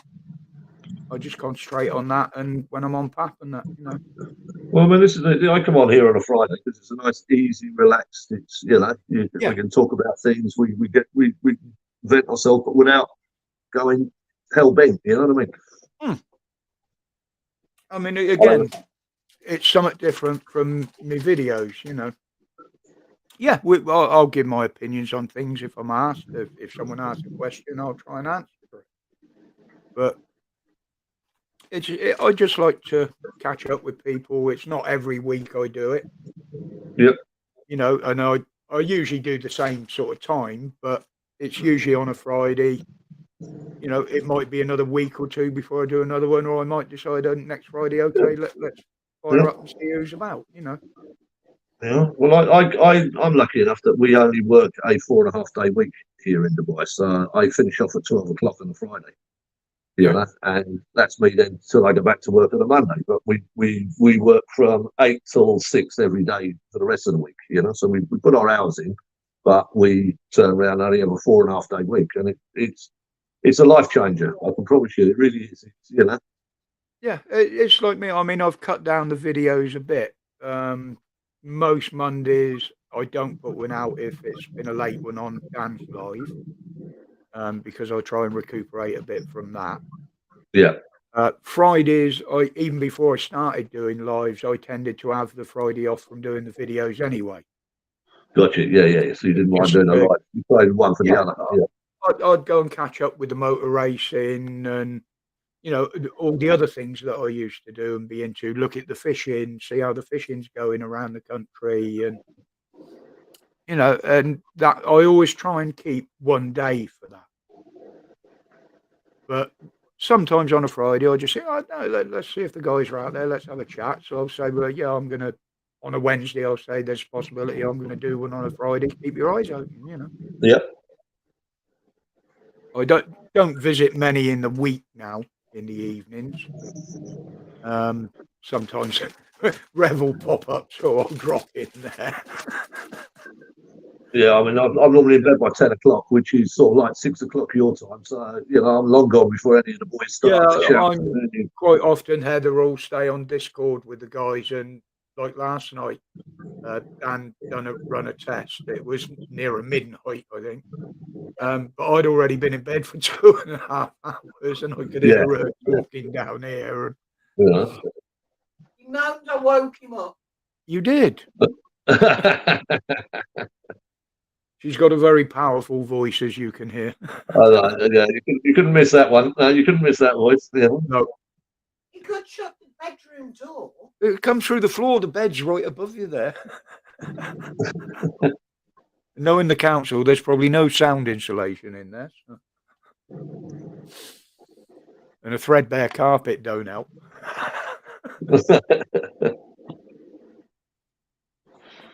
No, we don't have carpets here. It's all tiles, all ceramic tiles in these houses. But the thing is, I don't want to. I started decorating. I done in here. I done the little box room as a dressing room for Heather, and I done the back bedroom as an office. But we've got so many issues with repairs in the hallway and what have you that the council are absolutely doing nothing about. I don't want to do any more because that's going to be the messiest place. No matter what I do, the mess is going to get traipsed through there when they do it. And I'm not going to decorate it until they've done the repairs. It's pointless. Yeah, of course. Yeah. It's senseless. You know what I mean? You know, and it'll take me some time now with my fitness levels and that anyway. Yeah. But yeah, I'll get there eventually. Probably by the time they've kicked us out and put us in a flat somewhere. Yeah. No. So I must admit, you know, I had contracts when I was back in the UK with councils on doing gas boilers and things like that, and the schedule of rates that they were offering was just crazy. It was just stupid money. You couldn't make a living at it. You couldn't make a living at it as the way it was going. So they had to reevaluate it, because all of us in the southeast, we just said, no, we're not doing gas work anymore.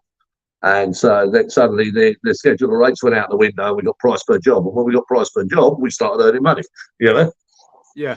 I mean, they're starting this thing now. Afternoon, Andy. Yeah, I know you're driving, mate, and you're only listening in the background. So, yeah, I don't expect you to break the laws of the road as it is now. But welcome in, mate. It's when you're claiming benefits, that's when they pick up the fact that, you got 2 bedrooms, but there's only 2 of you living there. Yeah. You end up paying the bedroom tax. But when you're actually paying the rent to the council off your own back, they don't bother about it. It's only when you claim the benefits. Yeah. And they've been known to trying to persuade people to move out into. I know that. Yes. They've got Afghans that need to move in, mate. You need to make way. What you want about in there, Lost Souls? He was talking to Danu. Oh, she's talking to Danu. Sorry. This is the problem I have with matching things. It's even funnier in the evenings when we're on there, because quite often I'll have Discord open as well, or another stream of some sort. But I am learning. I mean, Andy, I know he's on the road for a living. He usually drops a comment in the videos, and I understand he's driving, so it's not safe for him to jump in or anything, as it were. I wouldn't like to be driving in the UK now. 20 miles an hour everywhere you go. Yeah, they've stopped.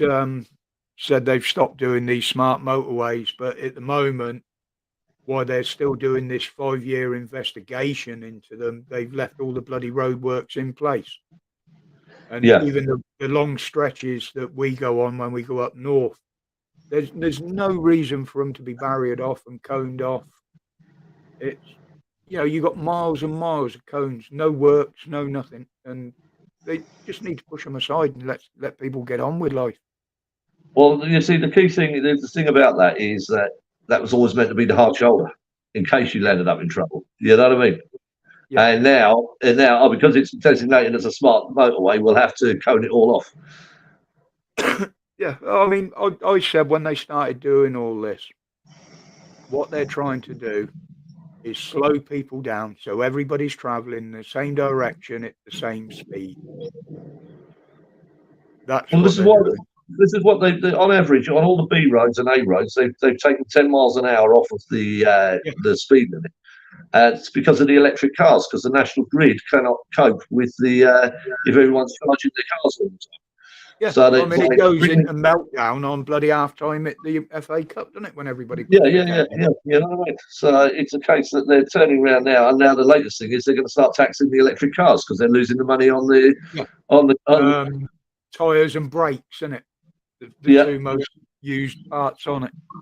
Yeah. And the cost of servicing on it. Europe now have knocked back the banning of the sales of the new petrol and diesel cars because they realise now it's not feasible. Yet we're still pushing it. Well, I mean, Biden yesterday turned around and said that he's going to, all American cars have got to be electric by 2035 or something. Ain't never going to happen. Try telling that to a redneck in Texas and see how far that's going to work. I mean, everybody thought it was a good idea on paper when people started to come up with the idea, yes. But when you start looking down at the intricacies of it, nearly got that right, it is totally unfeasible at the moment. I'm not saying it won't be in the future, but at the moment, it's just not workable. It's just, it is this whole agenda that they're coming up with at the moment, and they're trying to, like the food shortages and everything else like that. I live in Dubai, and if you want tomatoes, if you want anything like that, it has to be flown in. It has to be flown by plane in, and it's there. At no point whatsoever have I ever had a problem buying eggs, buying tomatoes, and buying anything else like that. So for someone to turn around and go to the UK that can't actually produce eggs or tomatoes or milk or anything like that, it's crazy. And when you've got farmers turning around and going, we can't sell the milk because what they're offering us is crazy money. Yeah. They're offering us 1p a pint, that sort of thing. If you want any business to survive, it's got to have a decent customer base to make it viable. And if the customers ain't paying, the business goes. Well, I mean, I don't know if you're watching Jeremy Clarkson's farm program. Oh, diddly squat. Diddly squat, and he recorded a phone call that he made to the Department of Agriculture, and he was on there for an hour, and the shit they were talking on this phone about what he had to do, form E1F and this and that and that and that to just do a simple thing, and he was going, how are people meant to farm in this country if that's what they've got to do if they just want to cut a hedge? Yeah, there's too many people involved. I mean, back in the day when we were sort of kids, because I come from a farming community, we were taught about recycling the fields for crops and rotating crops and rotating the animals to different fields and stuff like that. But nothing like they do now. If you look over. I posted a meme in one of the videos in the week of some dirty great eggs. For those that have never left the city, these are where cows come from. Yeah. I mean, I shouldn't have done it. But it made me laugh, so I had to put it in. Good afternoon, Brian. Thank you very much for talking to the missus yesterday.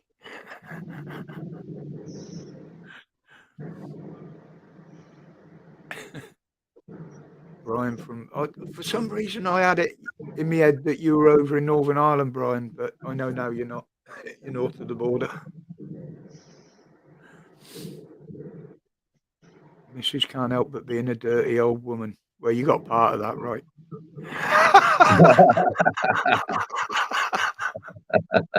Wrong woman. But that's where we match so well because I'm just a dirty old man.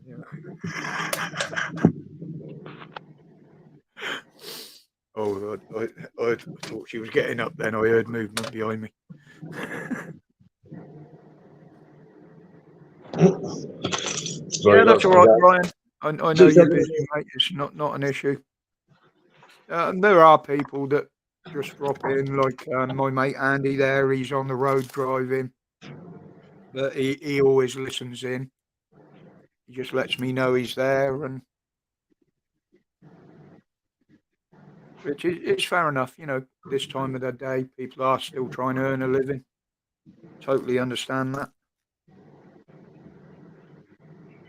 But I just seem to prefer doing them in the afternoon rather than in the evening. Probably because it's too dark in my little corner.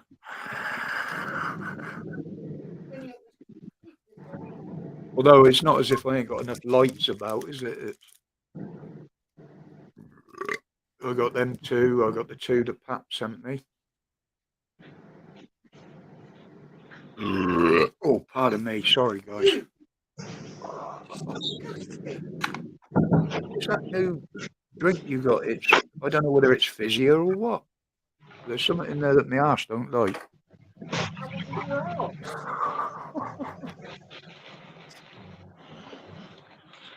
Let's see if this other camera will play the game for a minute.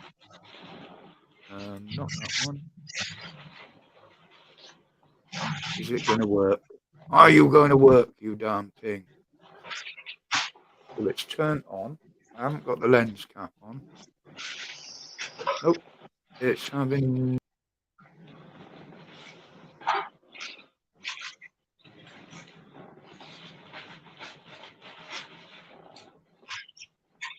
I don't know why. Every time I switch to that camera, it mutes me mic and turns the camera off.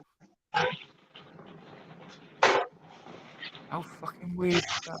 Oh, I didn't boot myself, Holly. It's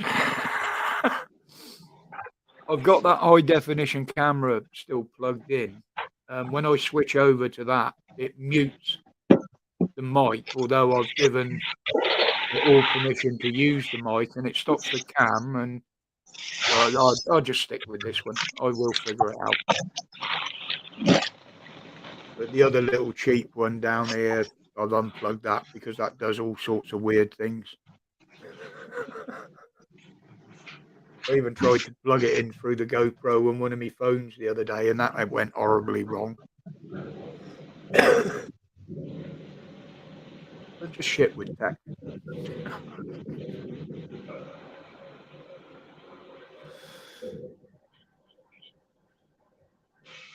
What else we got in there? Oh, I know what I was going to do.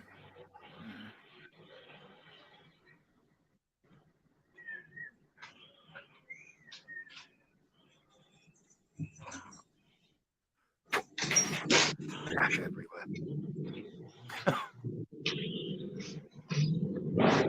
Right. Not better, is it? Better, he says. Better. Don't need to move now. I can sit here like an old man. I've been watching a page on Facebook. I don't quite know who she is, but there's one of the women down in Newquay, down in Cornwall. All right. Goes out every day, and she does like a few minutes filming in the morning of the bays and the water and the beaches, and then she'll do the same in the evening. And I've been following that quite closely. And just amazed at how that place has changed. What's the latest thing Cornwall are doing? The what? Sorry. The Cornwall are up to something at the moment. I've heard a lot of people complaining about Cornwall. They're doing something. Yeah, they've got a hose pipe ban on till December. Oh, the hose pipe. That's it. Yeah, the hose pipe. Yeah. We've had the wettest winter on record, more or less, and they've got a hose pipe in place. Hose pipe ban until December. Yeah, apparently. That's the report I've seen, anyway. Whether that's genuine or not, I mean, it was released publicly that the hose pipe ban is staying, but that was somebody else said it was December, and I wouldn't be at all surprised. Yeah, crazy.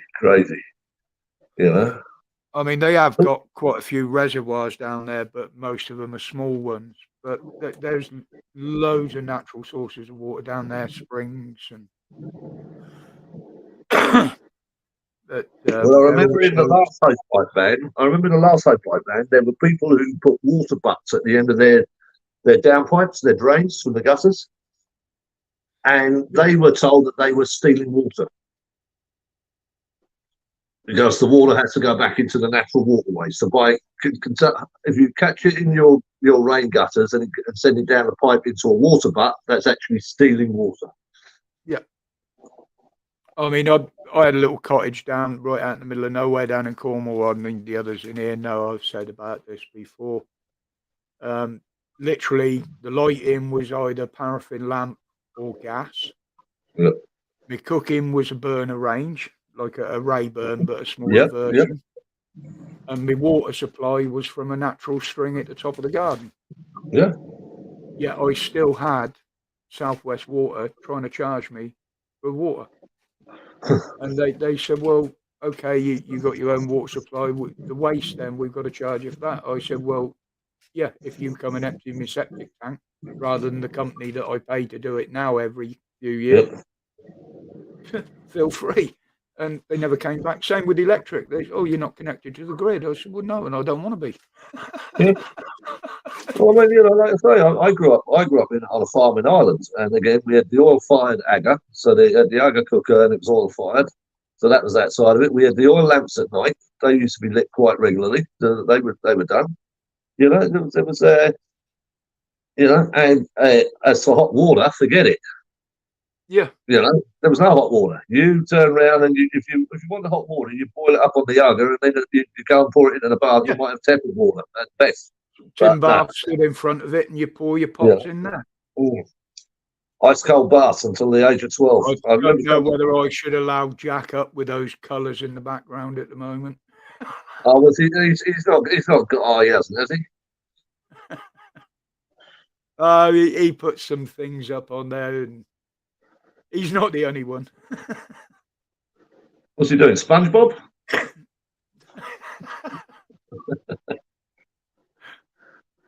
I mean, I don't have anything like that on mine because I wouldn't know how to do it, to be honest.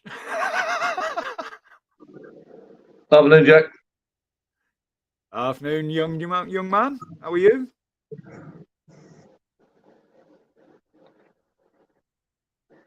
not muted.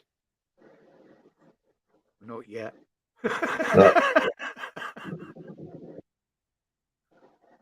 Right, lesson number one: put more effort into your audio than the bloody backgrounds.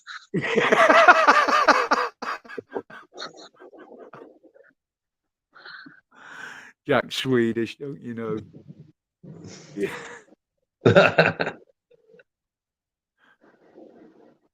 How are you, buddy? You all right? I don't think he's got any audio. Yeah, your audio's low, mate. Too much tech there, Jack. We're watching you.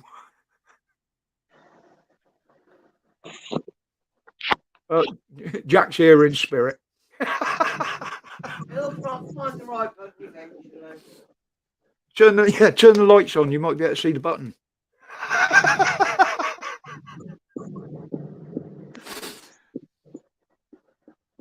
Yeah, he's not coming up as muted, Danny.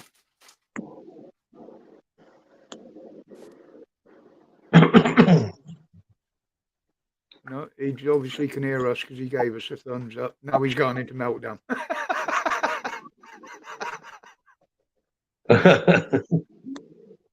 He can obviously hear us because he's laughing. Yeah.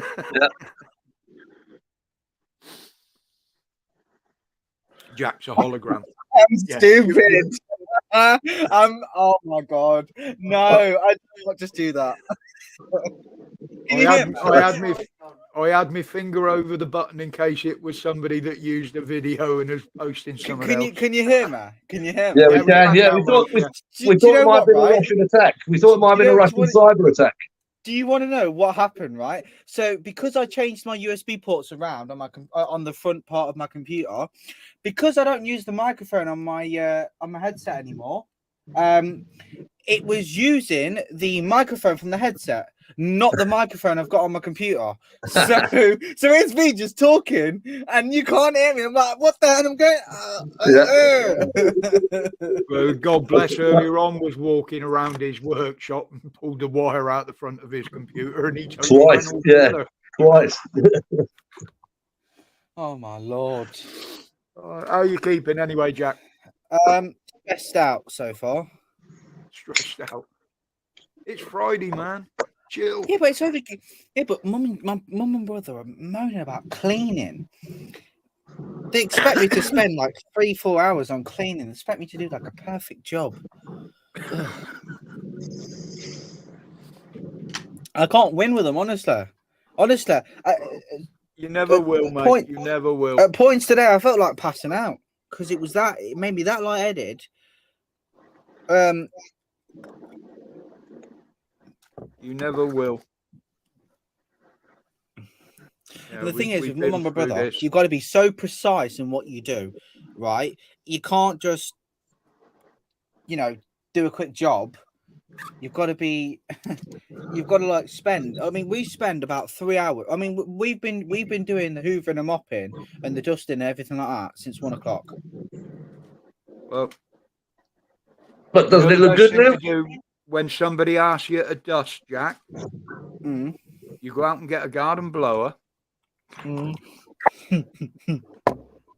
I'll tell you what, they won't ask you to do it again.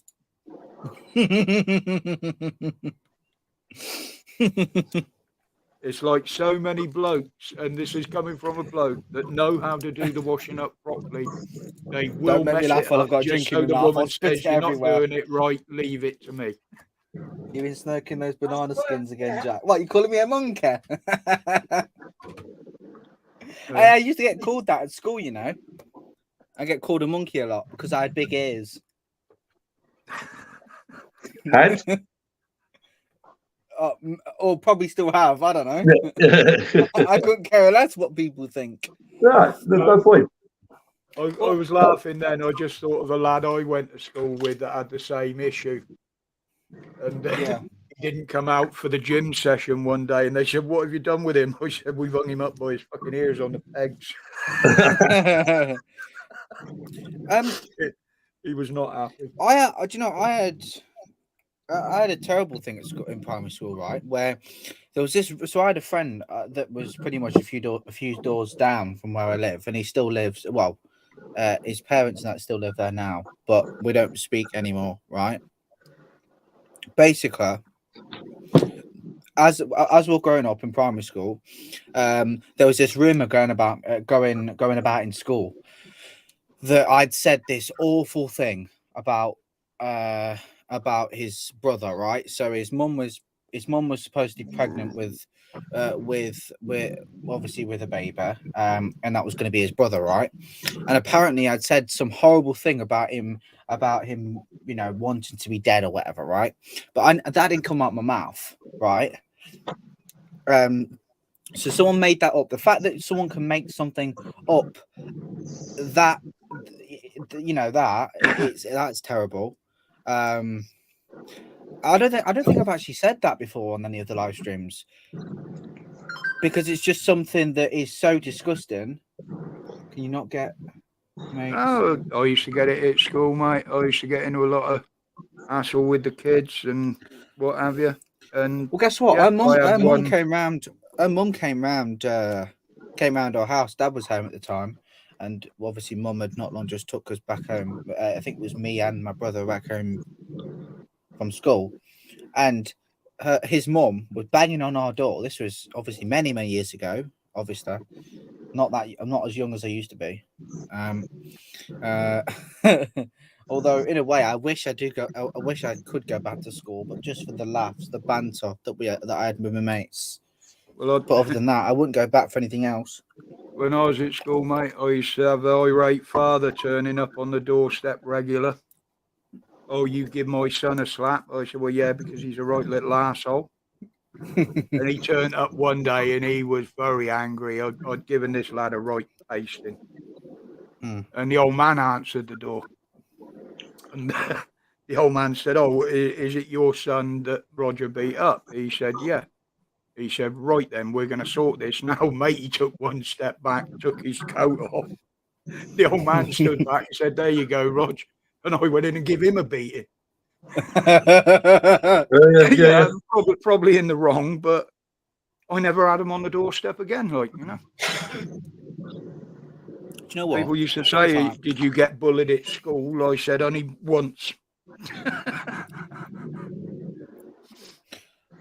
Did I ever mention on Dan's live streams before in the past how I used to, in primary school, I was physically and verbally abused by teachers? No problem, free speech. No problem. I probably have, but you might not remember it. I was physically and verbally abused by teachers and the deputy head and the headmistress and all that, and all those kinds of different people in school. I mean, I've never had. I mean, yeah, the headmaster used to abuse me with a slipper and a cane until I told him he was going to walk out one day with it hanging out of his arse, and that stopped. He tried to give me 6 of the cane for writing a fucking poem. All I put was, "With bated breath, the headmaster undressed Mr. Dutton's wife to lie on." He thought it crude to do it nude, so he left his old school tie on. And the bastard wanted to give me 6 of the cane for that. And I was having none of it. Oh, that is hilarious. I'm sorry, but that is the old man had to come out of work and pick me up from school because I wasn't allowed to travel home alone because I was still under the school's care. And the headmaster tried to explain to him what I'd done. He just turned around and he said, "Well, he's in English class. You asked him to write a poem. So he did. Where's your issue?" Yeah, exactly. Do you know what? Do you know what? Right, when I was constantly being excluded at school, to start with, my parents used to really tell me off. Right? Hang on, Jack. Yeah, Pap. Sorry, was that you that posted that under something else up the top there? I didn't see it there, mate. Hi, folks. Sorry. No, it came out as a weird name. I saw that post, but under another name. I'm sure I did. Oh, free speech pride. Ah, there we go. Yeah. Wait, is that What- Dan's like alt account? I don't know. I'm confused. Yeah. Hi, folks. Sorry, Roger was going to jump on, but didn't get suit today. Just Yeah. woke up. Then Dan says it. About what? 2 minutes Yeah, later. you just said Is that let's real? try it again. Yeah. No problem, mate. No problem. I know what you're like in and out at the moment, and I know you've been busy. You know, the police did nothing about. So I was pushed over by the behavioural support officer, right? The person that dealt with all the behaviour stuff at the school, right? Now, my mum was called in because I was going to be excluded when I wasn't doing anything wrong, right? They just couldn't handle me correctly, even though they said they had things in place to deal with special educational needs children, which they didn't. And they spoke to me like shit, right? And my mum told them, who do you think you are talking to my son like that, right? Telling my son what he can and can't do, what he can and can't go on, this and that. And my mum's fairly, she doesn't like confrontation, but if she ever gets into a confrontation, she'll deal with it. She'll go back at someone. Obviously, because she's disabled many years ago, we was, as you do, we was trying to cross over from one side of the road to the other, and there was a drop curb, and there was a car parked on the drop curb, bastards. And my mum happened to see the person get out of the car who was in the driver's seat. She had a go at him, and stop mentioning it. Yeah, that's all right. That's all right. Ignore that, Jack. Yeah. It's probably down on the pill or something. No, I mean we never had counsellors at school or anything like that back in the day. It was Yeah. up to you to fight your own battles or your parents to do it for you. And Yeah, most so of the time, well, I prefer I was to fight different my own because battles. I was 6 foot at the age of sort of like 13. So when I went into secondary school, I basically just I just got on with what I wanted to do, and no one ever said a word to me. Yeah, I Only used thing to I- keep the only thing myself I to left to do myself. is- The only time I gave anybody as a slap is if they started on me first. The only thing that I got done for was if you came out of the school dinner hall and there was a small corridor that you could walk through, which was sixth form only, and I insisted for a whole 2 years of walking through that corridor, and these sixth formers would come out to try and give me a duffing up, and I'd 9 times out of 10 they'd all end up on the floor because I was first team rugby, so I would give them a hiding back. The And thing that used to really get up their noses was my mum gave me permission to smoke, so I could stand outside the staff room and have a fag at any time that we were on a break. Yeah. That used to really rub their noses in it, and they hated it.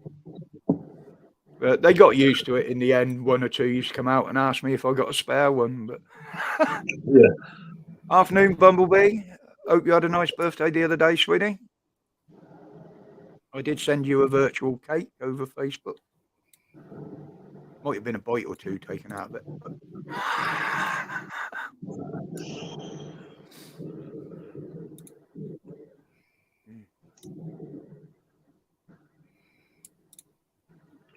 Yeah, did you get sorted last night, Dan, what you wanted to sort out?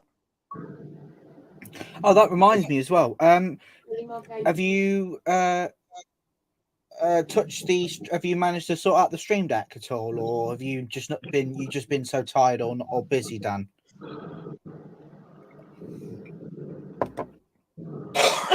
Well, I was quite shocked last night. Heather come up after me, and I thought my luck was in because she gave me a nice big kiss. She said, "Oh no, that's from Dan."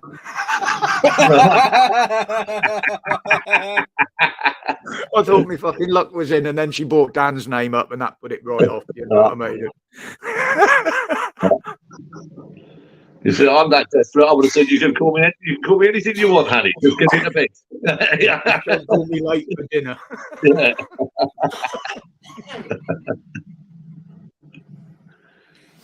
Hey, Roger, can I ask you one question?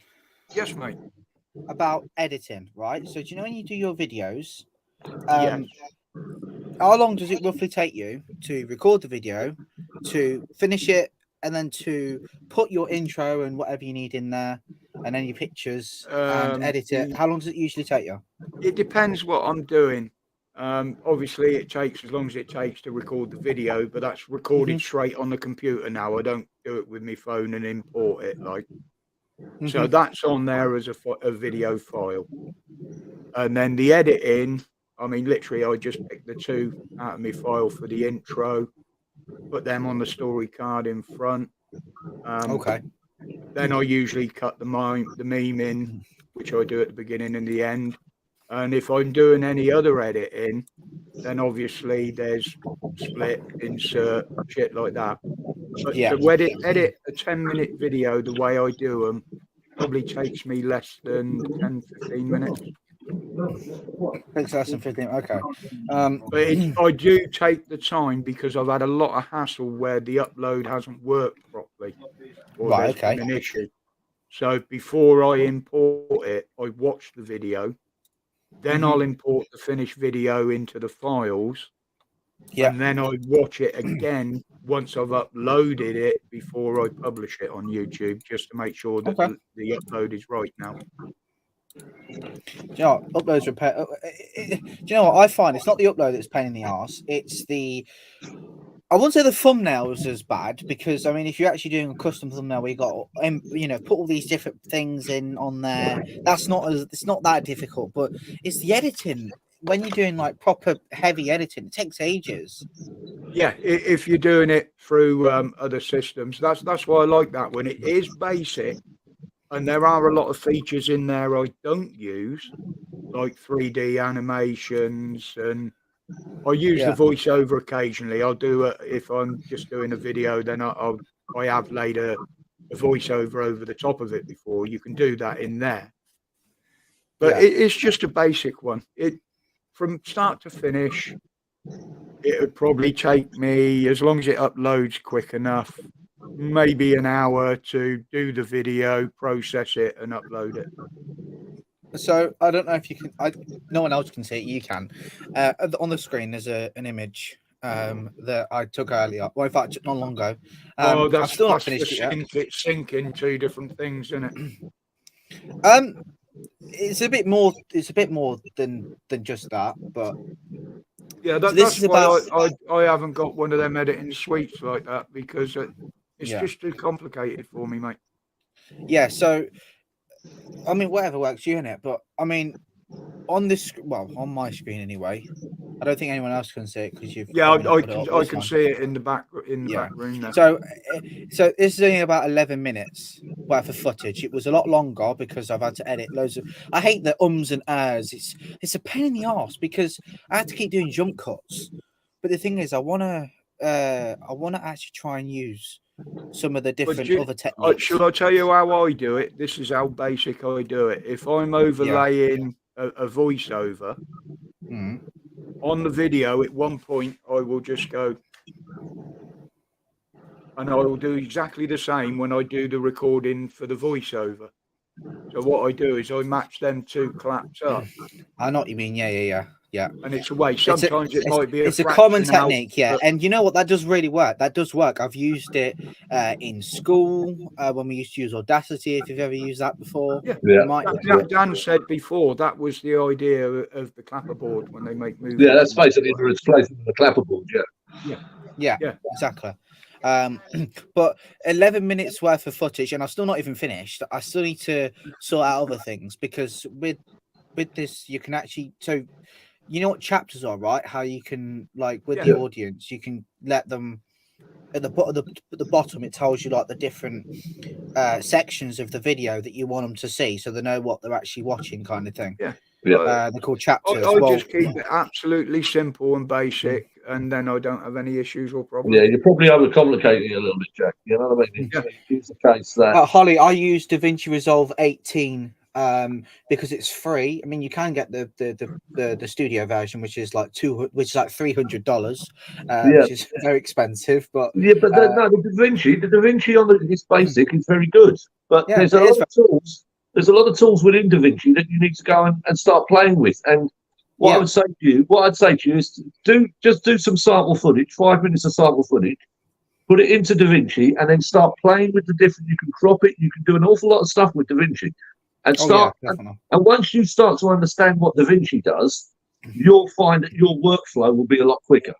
Oh yeah. But, I mean, but at the for moment, you're one, putting chapters in, and you should really be just going for a flow. You know. Mhm.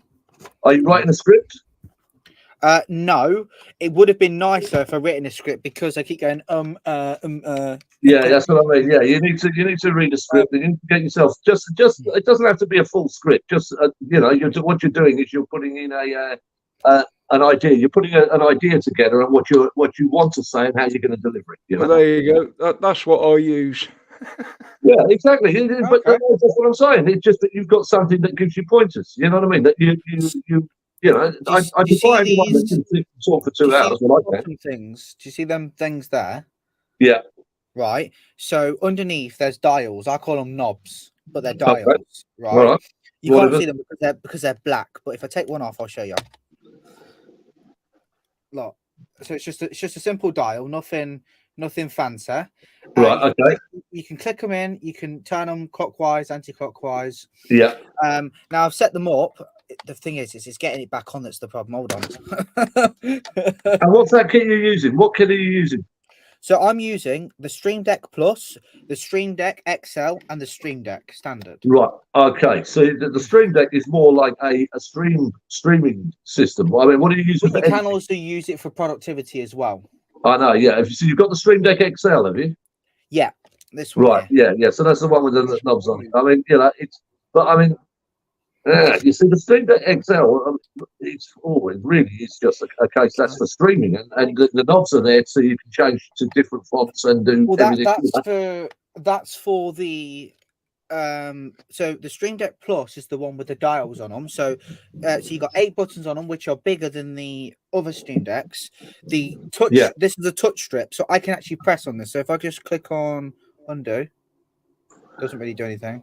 See, as you can see, obviously it doesn't work because I'm not using it for the application I want. But Yeah. the idea is I can turn. Oh, I can even do it with that. Look. I can zoom in and out with this.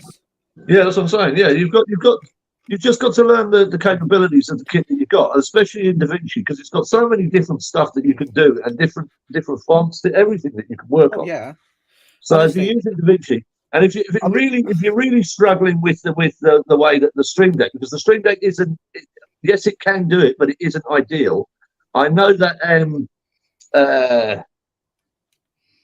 What's that? Who does the DaVinci? It's Black Blackmagic Design. Design. They actually do a small little dongle with the speed wheel on it and various other bits. I think it costs around £50, and you can get that, and that will plug into DaVinci, and you will edit like a master. Yeah. Do you know what? Right. I mean, this video that I'm making at the minute is about the Stream Decks. Yeah. It's going to take some time because I don't want to just pop it out with lots of ums and ahs, but I want to play about with it. Play about with all. I mean, at the minute, that looks complicated to people that don't edit a lot. That Do looks you want to complicated. take that one out of the back room for a minute, Jack? I'm just trying to load something up to show you. Yeah, there you go, buddy. Yeah, so that. Oh, hold on, I can't even get the camera orientation right. Yeah. Hopefully this So will that work is without so that is destroying to the me screen even from my end. that is confusing for me. That's not to me, no, because what you've got there is you've got your video lines, you've got your stream lines, you've got your vocal lines, and you've got your music lines. There's nothing. So I've got confusing about that. I think there's 4. I've got, to be honest. Yeah, you should have your video line. You should have your video line, which will show you your captions. You should then have your voice line. Then you should have your. No, it's not that. It's just looking at the different video, like the different video files, and then looking at the different transitions and stuff. I mean, looking at it just from first glance without zooming in. I mean, obviously this is me zooming in, but I can also press on that, which resets it to zoom to fit. But it's all nice. It's all interesting. But This is what you use. Right, Are you Jack, actually turning around? Are you you're compiling seeing that? first in your? you can Are see you that compiling first screen in there, the yeah? open group? Video editor, right? Yeah. Yeah. Literally, So in the all you open do group, is on the click top left-hand there. corner, you've got your open group. Hang on a minute, Murph. Go on, All mate. I do is I click there, That takes me to my files, pictures, clips, videos, whatever I do. I bring them up on here. Yeah. Then I can drag them down and put them in the story box here, as many as I want. Yeah. And then you've got the options here to clip, edit, enlarge, put a time limit, a time on like a cartoon if you want it on for 3 seconds to a minute. And then you got the ones up here, which is your custom audio and 3D and everything. And literally all you do is put each one in that box. That gives you the complete video, which you can watch. And then you have to import it into one of your files as a complete finished video. And then it's ready for posting. That's how easy that one is. So, I mean, Jack, are you doing Talking Head? Are you going to do Talking Head, are you? I'm going to do what? Talking Head. This is Talking Head. What Roger does and what I do is Talking Head. We call it a Talking Head production. Right, okay. So you only see our face, and then we're gonna talk, and then we're gonna flick and go into the thing, or are you just gonna play the video and then do a talk over? How are you gonna do it? To be honest, right, I need to figure it out, because what I've done is I've recorded the desktop screen. I've also recorded my camera, which I've done separately, because with OBS, right, it's all integrated into one video file. Yeah, I know that. Yeah. Obviously, the audio is also a thing as well. But what I've done here, the problem is when you're recording the desktop, it will record the video and the audio. It will also record if you're doing a webcam recording. So if you use the camera app on your computer, it will record the audio from your camera, unless, of course, you set that to be the you got an echo there, Jack, somewhere? It's not me. Or somebody has. Is it Murphy? Maybe. Go on. There was an echo for a second. Someone just called me a bottom. Someone just called me a bottom, so it might have been me. Right, okay. No worries. Yeah, so you got the video and audio from the desktop. So what's going on the computer, and you've got the video and audio going from the camera. Now, I don't believe the camera is using the I think the audio is actually coming from the microphone. You've actually got to define your audio link. Yeah, I think because the camera will automatically record to its own file if you don't define what your audio link is to start. Yeah, I think because the camera's audio is disabled, I'm not using the audio from the camera. It's using the microphone, the Elgato Wave 3, which is what I want it to be using. Right. Okay. So pretty much all I could hear yesterday was just I could just hear two versions of me yesterday. But I just delete one file. But the problem is I don't know what to do with the desktop recording. I don't know. I'll need to figure out what snippets go with what. But don't delete anything yet. Don't delete anything yet. But just you've probably got some pretty large files on there at the moment. So make sure you back up to a hard drive. Okay? Yeah. It all sounds like that to me.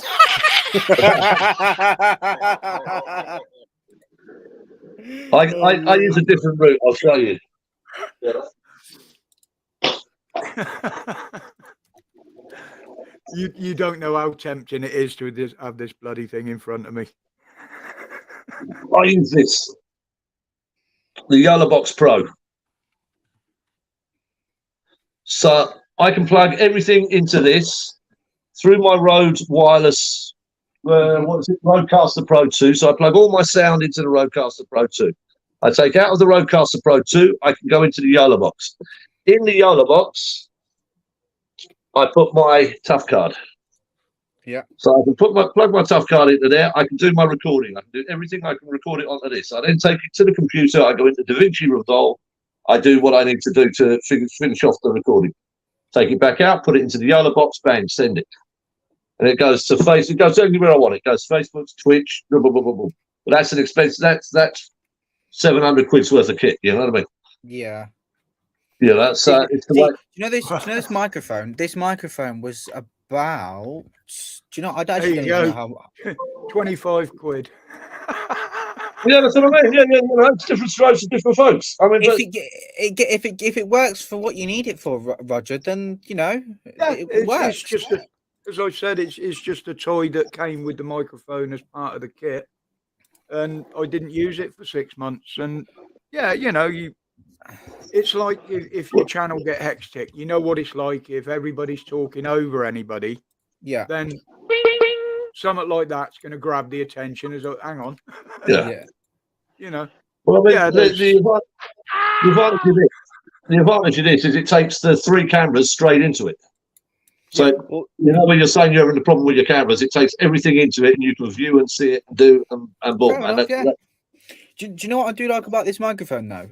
Bearing in mind it's £152 on Amazon at the moment, but for what it's worth, you would think, right, that it's not as amazing as what it makes it out to be. But honestly, you've got all different audio inputs and audio channels linking in through the microphone, and that's what makes it so good. Because I can pretty much, if I get it correct, and apparently I need to restart my system. No, I'm not going to bother. There you go. That mic and that little box was around 42 quid. Basic V8. The V8. The mic's the 100 or 800, I think it is. The V800, something like that. But everything I've got is literally running through my laptop. Everything. I've probably got around I've probably got about £5,000 worth of kit here. Well, I've got a power supply for the mic and an external power supply for the stereo speakers. Other than that, everything else goes through the computer. Well, the review, the video is. It's based on like my own review of what I think the Stream Deck, like whether or not if I think they're worth it, like to buy, and what I recommend, and all these different things, right? I mean, let's be honest, right? Who's going to go out and spend £215 on something that you don't really need if you're not a streamer? Like, unless you need it for a lot of productivity, which I doubt you're going to need it for.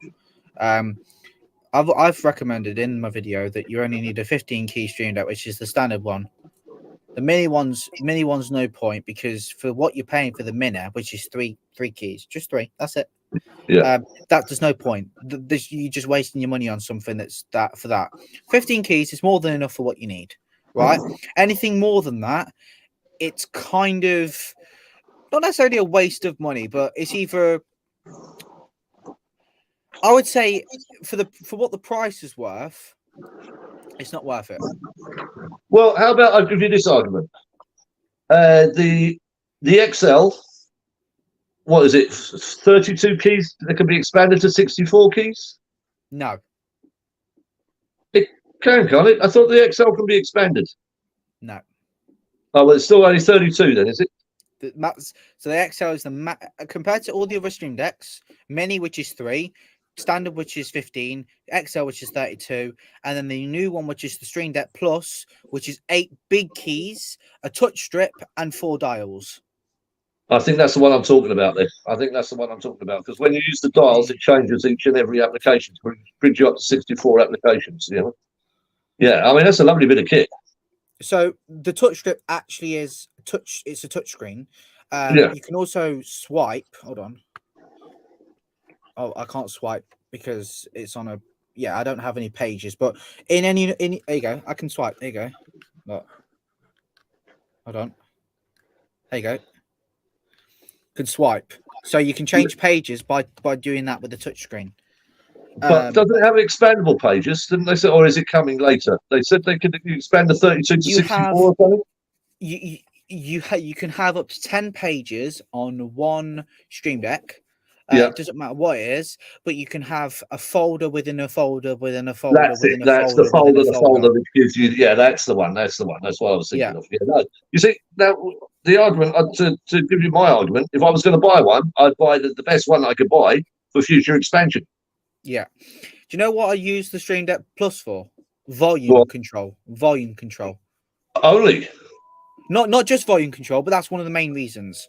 So if I wanted to to mute you guys right now without having to touch anything on my computer. I can just mute it on here.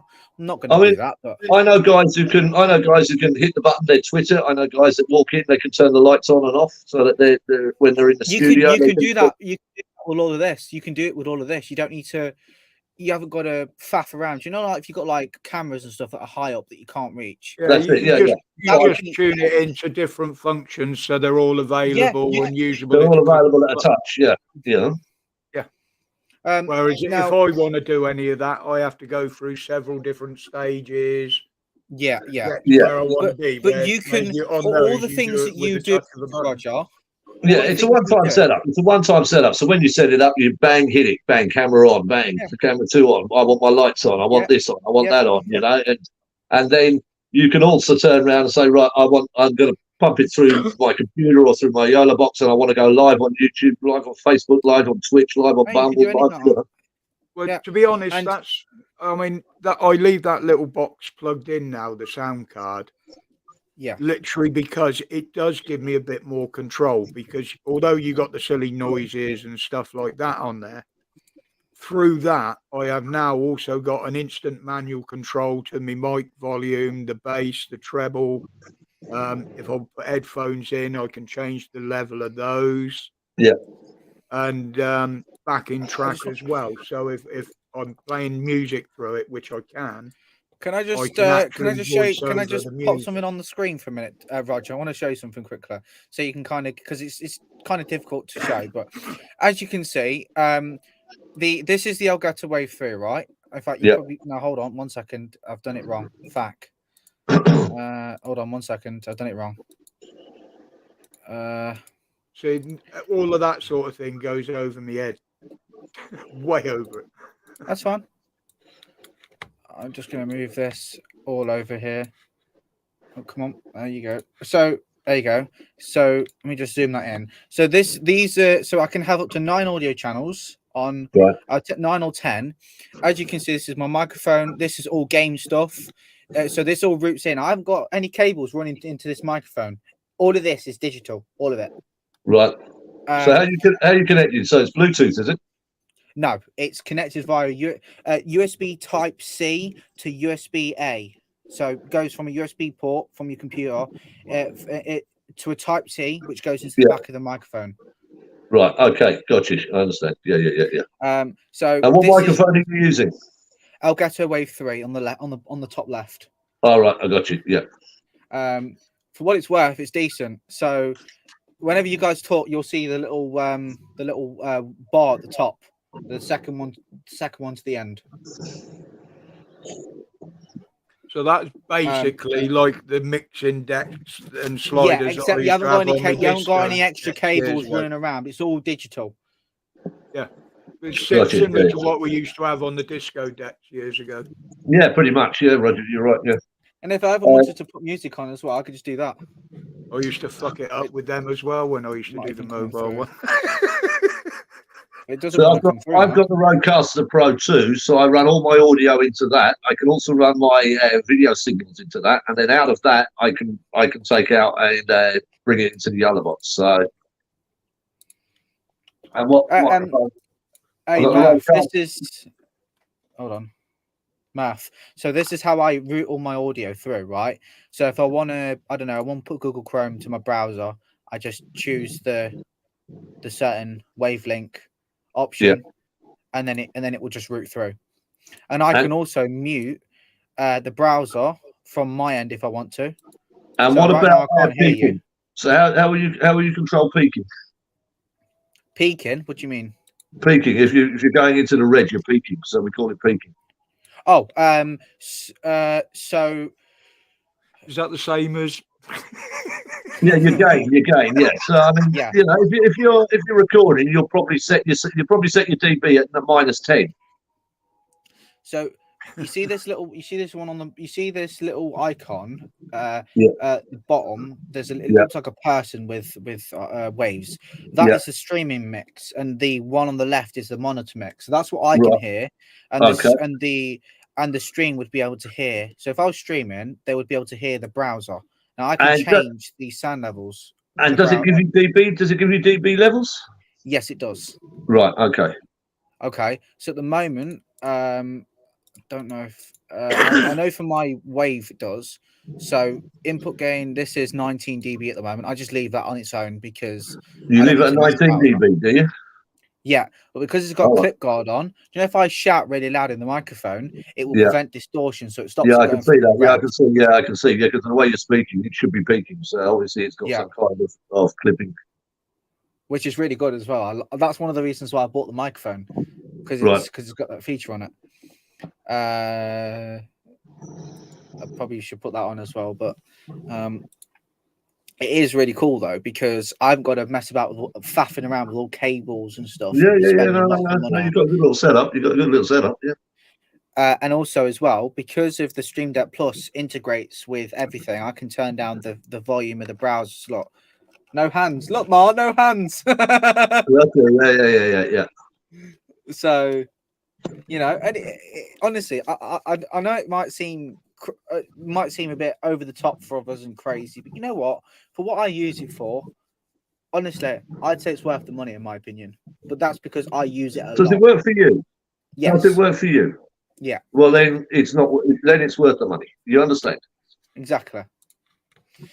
Sorry about that, Roger. That's all right, mate. No, I've always said I do everything as simple as possible because then there's less to go wrong. I saw that in the chat. It's all way above my head. No, I did Sorry, one. guys. The only reason Sorry, I guys. take the time I to get check the techie. now, I get techie at times too. You know. the only reason I actually take the time to check them is because I was rushing one day and I put it up. Yeah. And luckily enough, Graham Nutt was the first one to see it, and he instantly let me know that there was issues and something with it. But the best bit was it wasn't actually the video I was supposed to have posted. It was the same one from the day before, and it played it twice. Oh, I remember that. I do remember that. Yeah. And I'm like, what the fuck?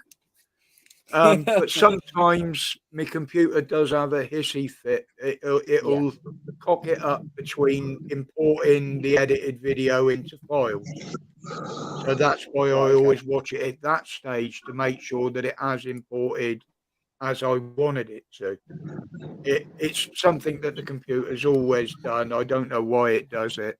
It may even be I've got my settings wrong in there somewhere, but maybe it could just be that. Yeah, but it is random. Some days it works, some days it'll have a hissy fit, you know.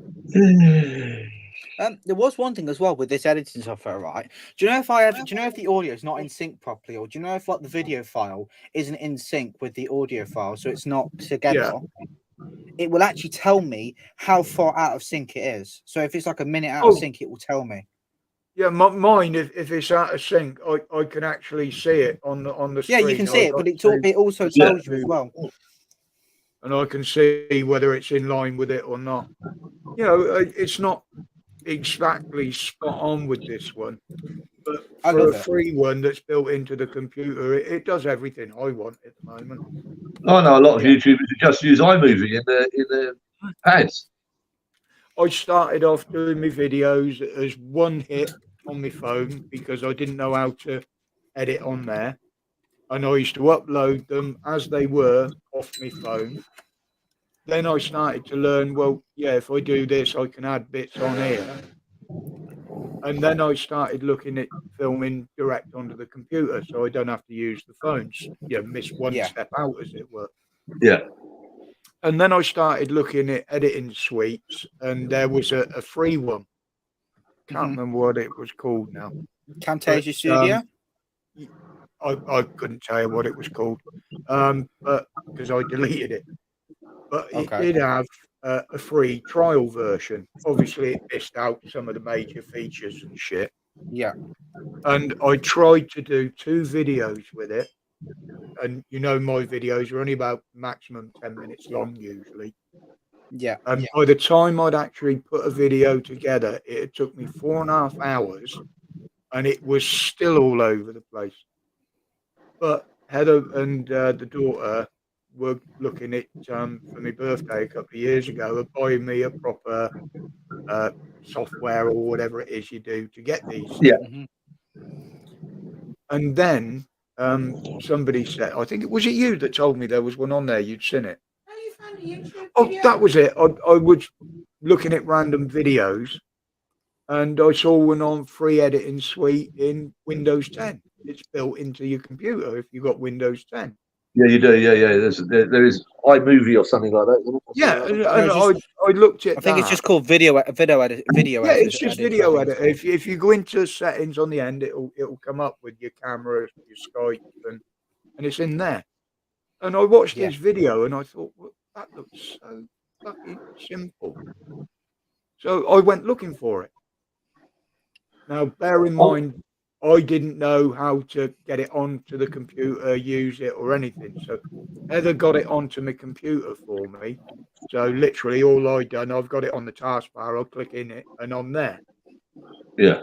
And I found it, and what I each week I try and play around with it a bit more, see what else it can do. That's it. It's about practice and learning. You know what I mean? Yeah. It's that. You know? 'Cause at the end of the day, I can put the video together just for a giggle on the computer, and just not import it if it's crap. But I can watch it to see how Well, it comes out. you know, anyone turns around and says, "Oh, that video you did the other day was crap." I just go, "Well, hang on a minute. If you go and look at Casey Neistat when he first started out, and look at his very first video ever, and then look at him now," I said, "You'll see a different thing." We learn as we go along.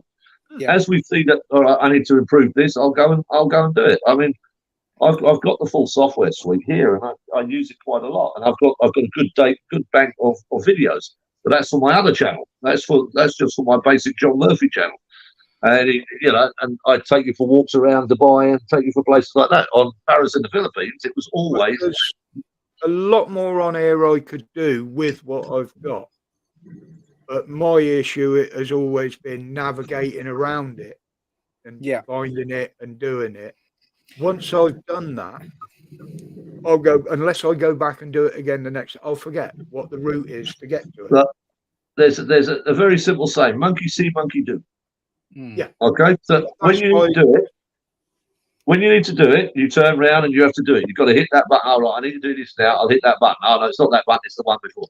So the more and more you use the software that you're using, you will become expert at it, and you'll oh, I didn't know I could do that. I didn't know I could do this. The thing that always put me off, because I didn't know until Heather told me a little while back now, never be afraid of trying something because you can always undo. Yeah. It's like I used to get worried as hell because I used to get cluttered up with a lot of emails. So I used to delete them all. And then I'd think, well, what did that person say in that? And I didn't know how to go into the recycle bin or whatever it is and recover that email. And I didn't know you could do anything like that. I always thought once it's gone, And it's just been a very steep learning curve for me at my age, especially. Look, I'm not being sexist here in any way, but I mean, men, we are Neanderthals. We are basic. We like our food. We like to do our life. We like things simple.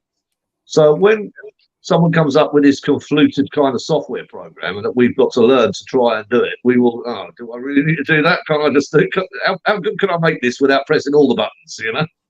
I mean, it comes easy to Heather because she's used a computer at work every day for years. Yeah.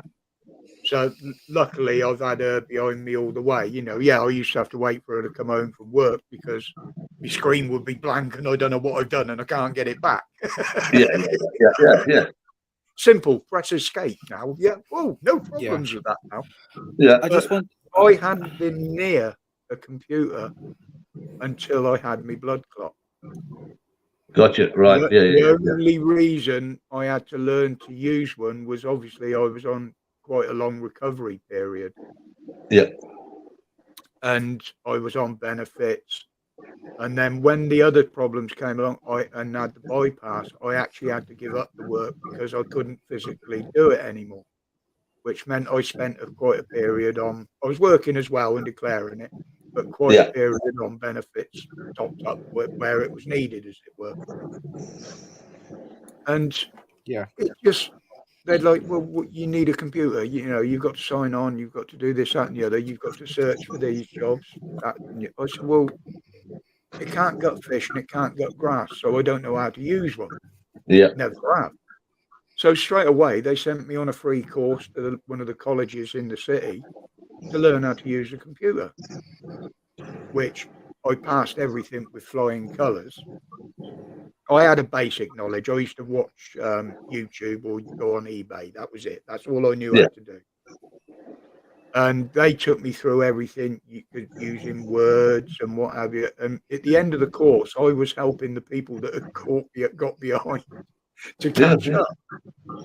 They used my experience in their advertising. They asked me if they could because of how well I did. Yeah. And they also sent me on a load of other courses that I refreshed on stuff I'd already known, like first aid. Did my CSCS course because I thought maybe I'd get back on the building sites if I get fit enough. And stuff like that. But I spent probably 12 weeks on courses. And by the time that 12 weeks was up and I'd earned all that, I went back to work anyway. Yeah. Well, same as me. I mean, I was a tool. I was on the tools. I'm qualified electrician, qualified plumber, qualified gas man. I've been on the tools all my life. Yeah. And then as I got promoted up, suddenly they give me a laptop, and I'm a complete bloody Luddite on a laptop. You know what I mean? And suddenly it's like they want reports. Yeah, they want reports. You know, and I'm sitting there and I'm going, right, Excel, what are you? Who are you? What are you doing on this bloody computer? You know, and it's like, so I would spend hours just typing out reports on Excel, doing the figures, calculating them myself, doing everything like that. And one day I was talking to my ex-wife, Karen, and I said, I hate Excel. I said, I hate Excel. She said, why? That's very, very, very kind of YouTube after nearly 3 hours to inform me that I'm live. Yeah, I know. Yeah. You know? So I turned around and she said, well, look, if you do this, if you type in all of these equations, look, so it does an auto sum. And if you do that, it does this. And you do that, it does that. I went, whoa, this is good, this program. And so for the first year, I had a list of all the cheat codes. Well, I'll tell you what, it was only a week or so ago I learned how to do a screenshot. And it took me a week further to learn that I could put little circles around things and draw arrows and that on the screenshot. Yeah. There was one thing I wanted to say. So that little red box there, sorry, I've just been waiting for you guys to finish. I didn't want to interrupt. Crack on, mate. That little red box and that little red box, the bottom left of the thing, that's what I was talking about how it's not in sync at the moment. So that is 1 minute and 39 out of 1 minute and 39 seconds out of sync. So if I was to play that would not. That would. But can't you drag it and drop it? Yeah, no. So all I would do there is drag and drop. No, no. I need to because I've moved it. I've moved it on purpose. You see. Oh, right. Okay. So all I need to do is just move it. Oh yeah, I need to zoom out. Hold on. Yeah, so you're dragging it. Yeah, you're dragging it and dropping it. There you go. Yeah. And the red box goes away because it's now in sync now. Yeah, so you drag and drops. Yeah. That's what we call it, drag and drop. You know. Yeah, but I moved it out. Moved it out of sync to show you. I know. Yeah, I know. Thank you. Yeah, I know. Yeah, you know. Sorry, I keep going on about this stuff, but I'm so passionate about it. And look, it's great stuff. It's great stuff, Jack. Don't worry about that, man. Yeah. You know. So Roger's passionate about what's his name? What are you so passionate about? What are you so passionate about? Yeah. Ooh, yeah. Oh, I've got to otherwise I'm going to get a slap from behind. No, be careful, Roger.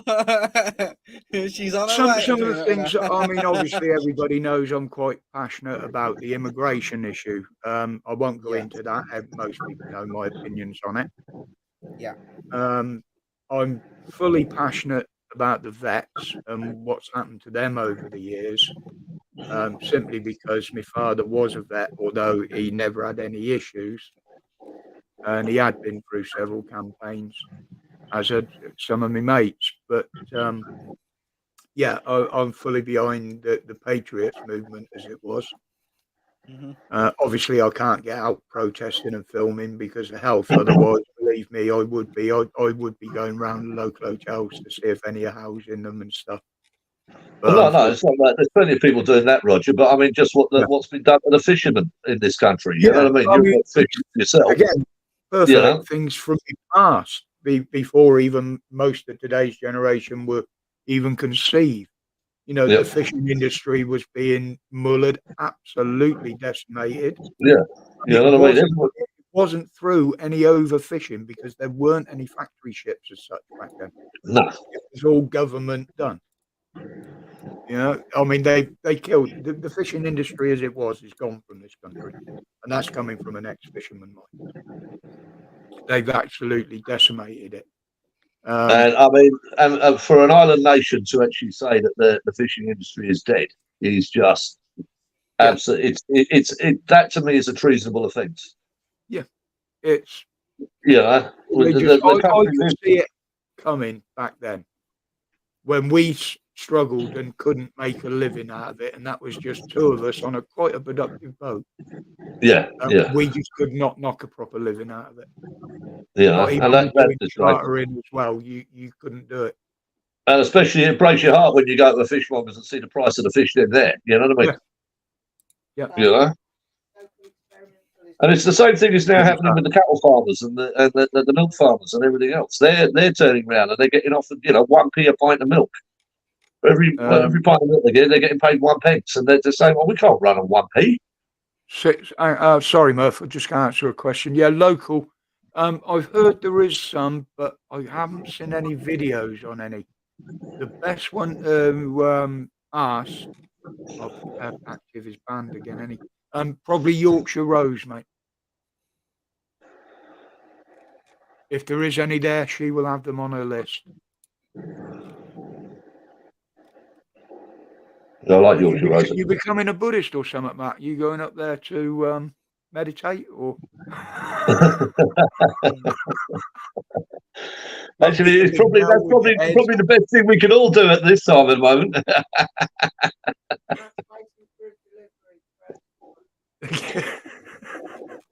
Yeah, meditate. I'll give them their due, though. They do some of the things they do up there.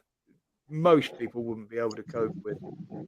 I know a lot of the martial arts display. A lot of that is just repair and technique and that, but some of the other things they do is just amazing what they can put their bodies through. Yeah.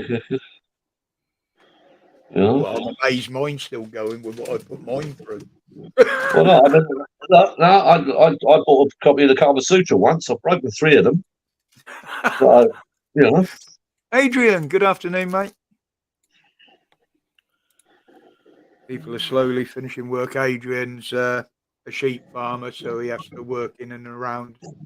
That's 24-hour a day. 24-hour a day. Exactly what we we're just talking about. He knows himself that what he was selling sheep for 3 years ago, what he sells now, completely different pricing.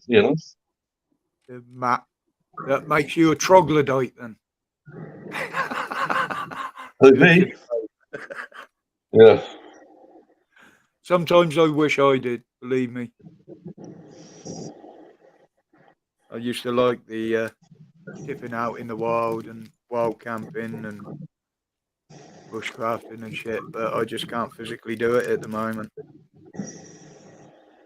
I mean, if we went down to Wales, I could play at it because Others Brothers got a nice conversion down there, a cottage that it's got quite a bit of land with it, and it includes a valley with a stream running through it and the woods. Oh, lovely, beautiful, yeah. It wouldn't be too much of a trek for me, and I'd have the safety barrier of someone else just being top of the hill, within calling distance if I needed it. Yeah. Well, I mean, it's like when I made the decision to move to the Philippines, and I bought land there. I've got a waterfall coming down in the corner of the property. I've got, every bit of going, and I've got typhoons. I've got earthquakes. I've got, I've got bloody volcanoes. Everything going on, and everything around you is designed to eat you and kill you. Yeah, well, yeah, exactly. Yeah, but the government doesn't touch me. And every year it comes along and says, pay me the 12% property tax. So I pay them 12% of what the property is worth. And when they came to value the property, I said, no, I built it myself. So this property is only worth 1 million peso. So I have to pay 100,000 peso every year, which is around 150 quid, every year for tax. Everything is local. There's a barangay captain, so everything is local. So the barangay captain is anything that is legal or anything that goes on is done locally before the police are called, before anyone else is called. Yeah. It's done by consensus. So you've got the barangay captain who runs the village, runs everything that goes on there. He's in charge of everything. Then if it gets escalated, then the police are called in. But everything is dealt with on a local level to start with, you know, and it's the best kind of democracy that you can ever live in your life, you know. It's fantastic. Well, the thing is here now, we've got virtually nowhere except the odd few spots and, well, obviously up in Scotland, where you can legally wild camp now. It's getting crazy over there. It's getting crazy over there. I mean, in America, they already clamped down on the living off grid thing. Yeah. Yeah, you can build a cabin in the woods and what have you, but they brought in a law where you're only allowed to live in it for a certain amount of time. That's right. Yeah. And you've got the same. I don't know if you watch The English Woodsman. He's a guy that does the YouTube channel, and he's got woods, and he's trying to advise people to go on. But all of Big Pharma and all of these big companies are buying up all the woodlands now at the moment. Yeah, I mean, there are groups of landowners that actually welcome it because they do it themselves. Yeah. But, you know, you can't do the things you can do on private land on public land. And they've just said, no, you're not even allowed an overnight. They walk around Dartmoor, the Rangers, and wake people up that are kipping down for the night in a little... I know, I know. Whatever. Yeah. It's bloody ridiculous. I mean, one of the best things to have bought in the past was the National Trust yearly ticket, because you could actually go and park in the National Trust. But now they've also turned around, no overnight parking. Yeah. Well, we used to join the National Trust every year down in Cornwall simply because it made it easier to access some of the better fishing spots and you had somewhere to park your car. You know, but not now, you know what I mean? Instead of walking 3 miles around the rocks and what have you, you just drove up and just walked straight down and climbed down the rocks. But I've seen it in the UK at the moment, and everywhere you go, you see someone park up, and there's another 20 vans there, and there's motorhomes, and there's everything. You know, there were two different things that happened during lockdown. Was that some people who had the money went out and bought themselves motorhomes, and some people who didn't have the money converted a Ford cargo van, you know, to get out and do it. It's become the new big fad, van life. Oh yeah, and it's become this. I'm a van lifer, and but they're even stopping that in a lot of places. Well, I mean, it wants a scruffy old bloody van parked outside their door. You know what I mean? Geordie Mendes, am I taking questions? Depends what it is, George. But yeah, go ahead, mate. No worries. Funny there, but you can ask a question as long as it's not a question. That's what my parents say all the time. When you're in the shower, do you ever watch bead of water steaming lonely down your bosom? My man boobs haven't quite developed that far yet, but I can look in the mirror and watch it dripping down the crack of my ass.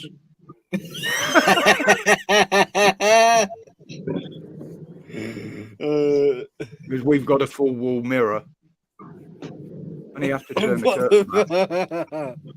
Well, and everybody got one. Doesn't anybody else check their cleaning their ass properly?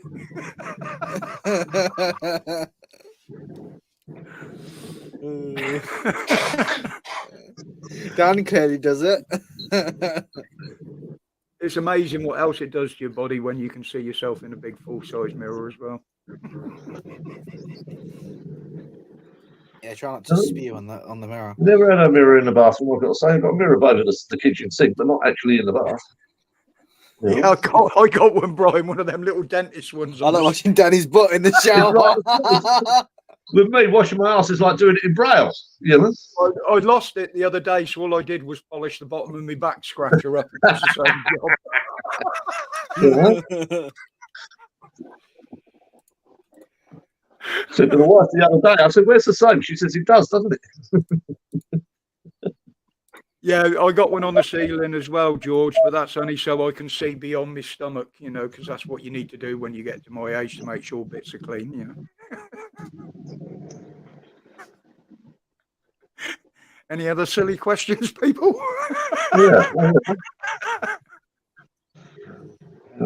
It went pretty degenerate very quickly. You know, we're pretty degenerate on the intricacies of cleaning a ring piece.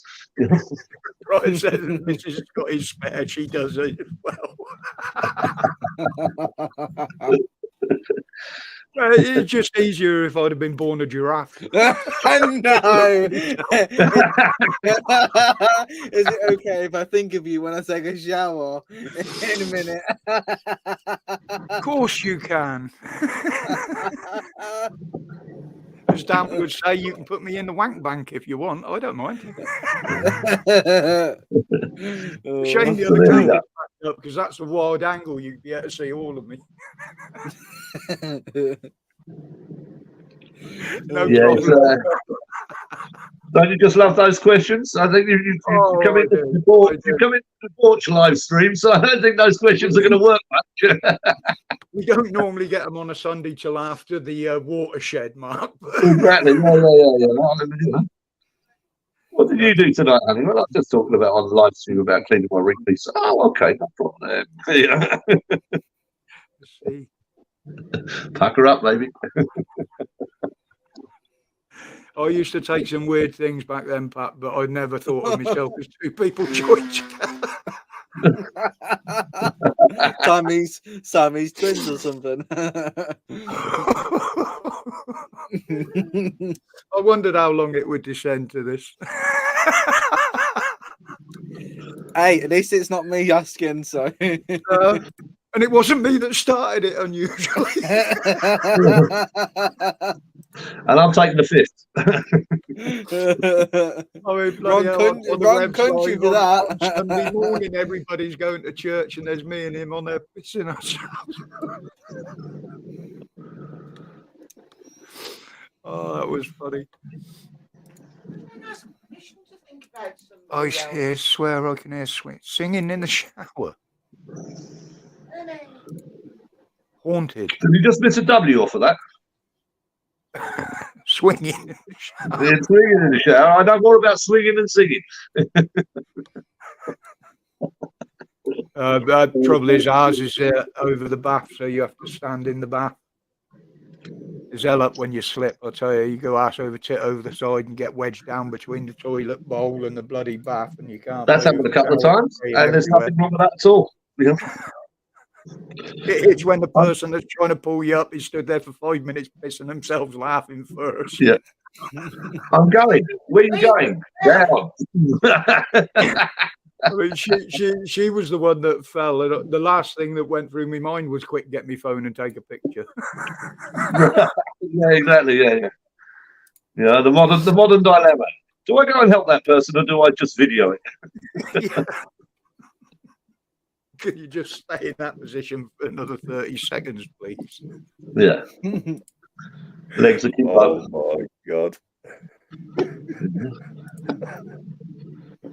And the girl did that. She fell out of the bath once. The legs were all over the place. I said, just stay there. Shouldn't you bastard help me up? Well, that livened things up for a little bit, didn't it? It did. Any more questions? I don't start talking about plug holes, Ollie. You know where that could lead with me. No plug holes. This live stream has me reevaluating my Thank you, life. Alec.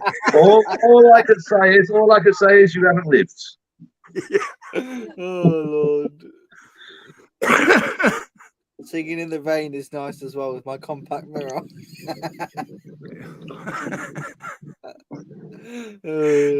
They all float down. Oh, speaking of, I was watching the original Stephen King's It earlier, funnily enough. Well, yeah, Stephen King is persona non grata.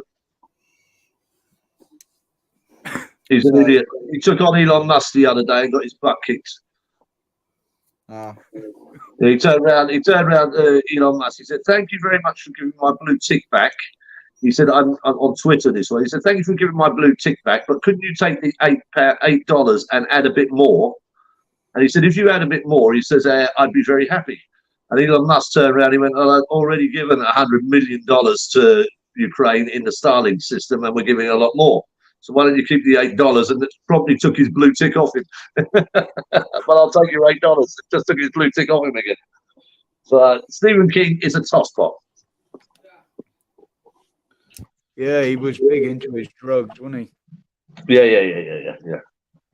It was what was it? He upset somebody the other day. He said something in I don't know whether it was a live show or an interview or something, but he really pissed somebody off. Can't remember for the life of me who it was. I did see the ex-head of Greenpeace has turned around and said, "Yeah, the global warming is a load of bollocks." Yeah, I know. Yeah. It's the agenda. Yeah, so you sunk all them boats for nothing.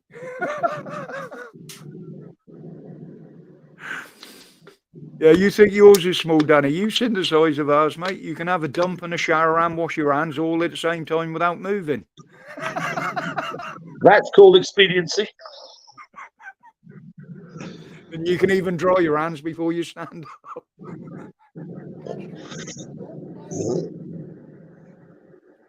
No, because there's the hook over the top.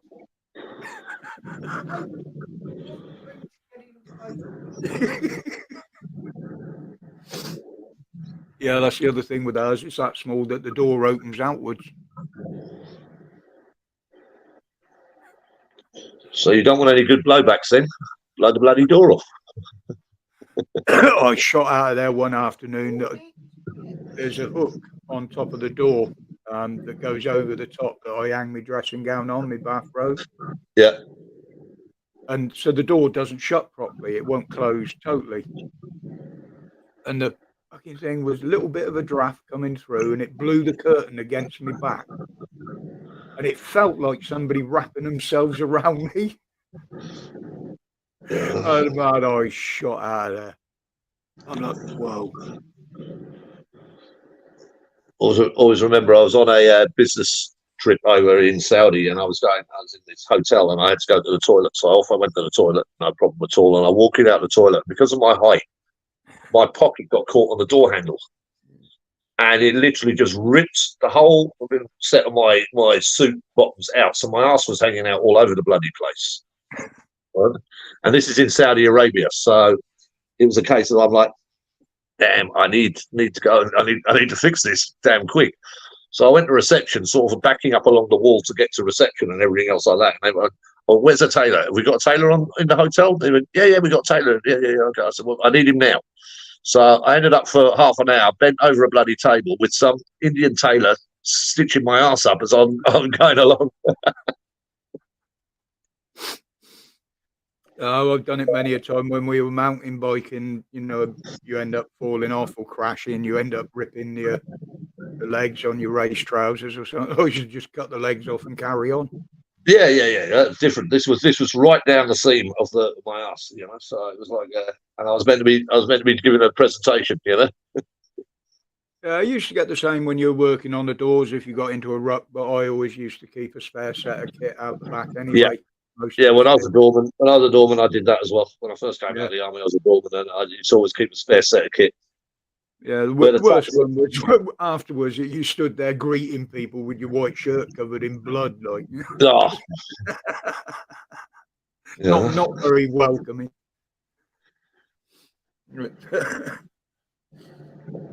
Actually, I didn't have much problem because I was in London, and what it was, I was London licensed. And it turned out there was more money to do gay clubs than there was to do straight clubs. Yeah. Oh God. Yeah. So I ended up working at Heaven, I think it was, you know, and it was a case of they turn around, they're all walking. "Oh, you're lovely. Oh, we love you." I go, "Fuck off. I'm straight. You know, get the fuck out of here. I'm straight." So we'd turn around but then they'd start bringing their sisters along. "He's straight." You know, and it's like, "Would you stop?" Lucky I was single. Sorry, just answering there. We get about what was it, 14 an hour for a normal club, and then 18 an hour for a gay club. So we all took the gay clubs, and there was never any fight because there was never a fight. So we just, you know, there was never any You know, just bitch slapping. You know.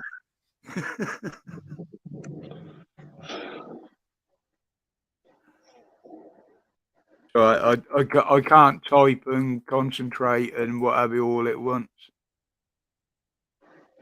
What time do you usually finish, Roger? Oh, I'm usually finished by now, mate. Okay. No, what I used to do was when it was within sort of quarter of an hour of Heather being home, getting home from work. Right. I used to shut down, so if there was anything need tidying up, you know, we'd have a catch up Yeah. when she got home, a tea and what have you. So tonight, because she's at home, I said, well, as soon as I start to feel hungry. Well, apparently we're having a stir fry, so I'll probably give it another half hour, mate. Yeah, that's fine. Before I drop I'm off. going to be AFK for a short period of time because I just need Yeah, to go no do worries, something buddy. for Mum. Well, we'll see. I'll either see you on Discord or Sunday night on the live anyway. Yeah. Well, hold on. Where's my music? I don't even think I can. No, I can't listen to my music from outside. Can't reach that Yeah, far. yes. Sorry, Jack. I was just answering. Alec, No, you're okay. being serious about that, up until 4 or 5 years ago, bearing in mind I'm 62 now, I was actually still racing downhill mountain bikes. Not just riding, I was actively racing.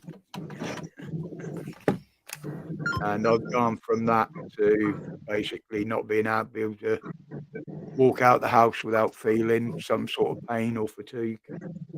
And was that after the clock? Was it?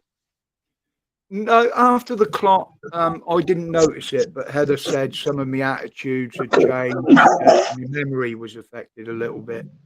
Right. Yeah. It was the one that slowed me down the most was after I had the bypass. But I did get back on the bike and I did ride after that, not serious competition, more for fun.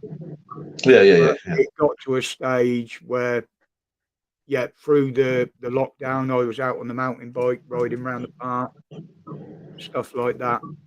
But last year, after the strokes, obviously, the same as Dan had a few years back, everything just come to a halt and I just physically couldn't do it anymore. Yeah, I mean, when I broke my leg, I was cycling 15, 20 miles a day just to try and get the leg. I've been doing it on and off for the last 30 years, Alec. Also, and car racing. And then when it's too bloody hard, so I'll just take up motorbikes. So I've been on motorbikes ever since. Well, I've still got, I've still got 3 of my best bikes out there. There's over half a dozen of others in various stages of builds and boxes of bits. But yeah, it's pointless putting them together because I can't use them. But I've got the grandkids are getting bigger now, so they're going to want bigger bikes. So you know, I try to put something out of them. And the daughter's partner. Well, I mean, if you were taking it seriously, you spent some money on those bikes, didn't you? I used to love motorbikes, but I used to get into too much trouble, mate. I was too much of a wild kid on them.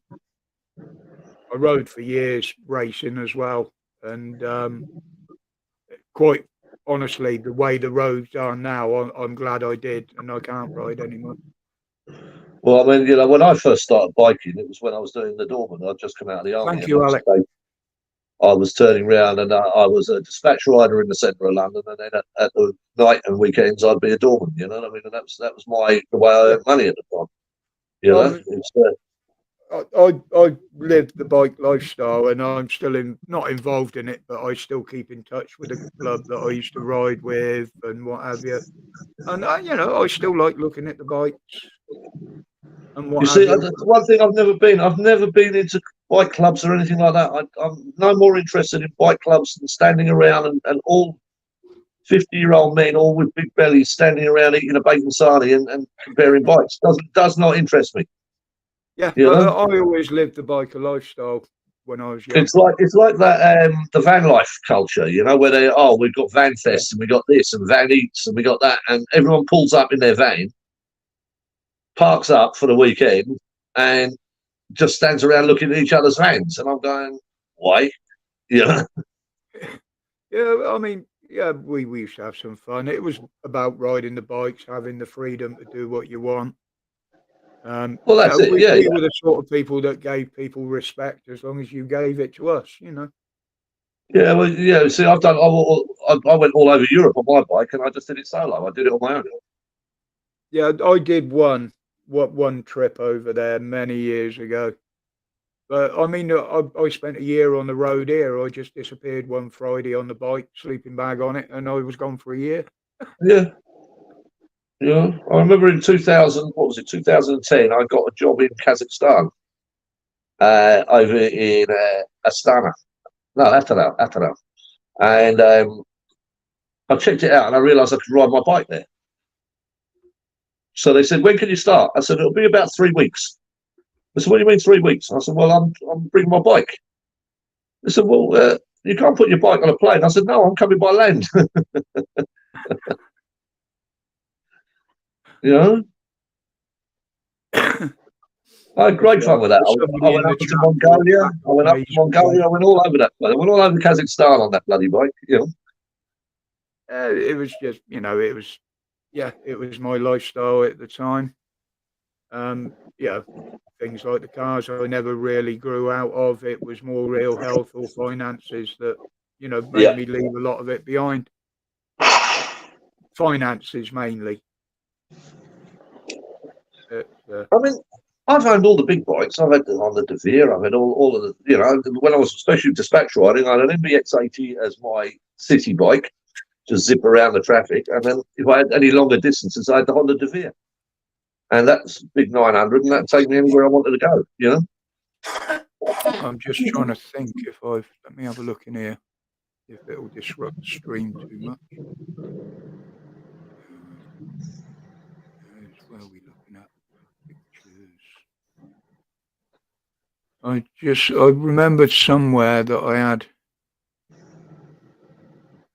some pictures of me with one of the motorbikes. It might have been on an actual picture that I held up to the camera the other week. All right. But the trouble is, my files they're all over the bloody place, mate. Yeah, I know. Trying to find stuff. I know. I got one there called Funnies, which is supposed to be all funny pictures and shit. And there's some in there of cars and. Yeah. I mean, I even, when I was importing videos and shit like that a while back, I even got that mixed up.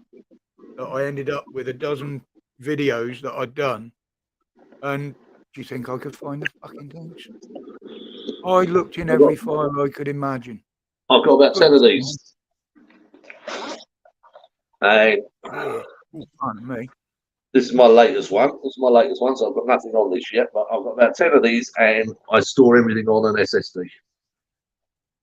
There's an interesting one from Alistair Goldstein. Go on. Speaking of finances, what asset do you think will be top performer over this decade? Military hardware, military companies. I was going to say military or bodies, basically. Militaries straight away. That's your first earner, because that's going to just go through the roof. It is already high. You will have to buy in high. It's like Bitcoin. You'll buy in high and you'll take it on. The obvious one is big pharma medical. Big pharma medical is another one. Yeah. And food suppliers. That's going to be the big one. Food supplies. Yeah. You know. I mean, I've said this before. They've said, "Oh, yeah, there's the shortages because of the Ukraine." If Ukraine was the breadbasket of the world, as they were making out, then where's all the money gone they were making from it? Because every other country that's a big grain and food producer makes a lot of money out of it. Yep. But you know, food is definitely but you've got to be careful with the food sector. So you've got to look at where they're going. Like in the Netherlands, they banned all of the pesticides and everything else in the green. So in the recent elections, what they did is they turned around and the farmers formed their own party, and they now hold a majority in the Netherlands Parliament. So Yeah, I mean, he said there he thinks food supply and staples. yeah, he's right. He's right on that. Yeah. They are, but they're not going to be viable unless they stop artificially inflating the prices. Because there is no need for foodstuff to be at the level and the prices they are.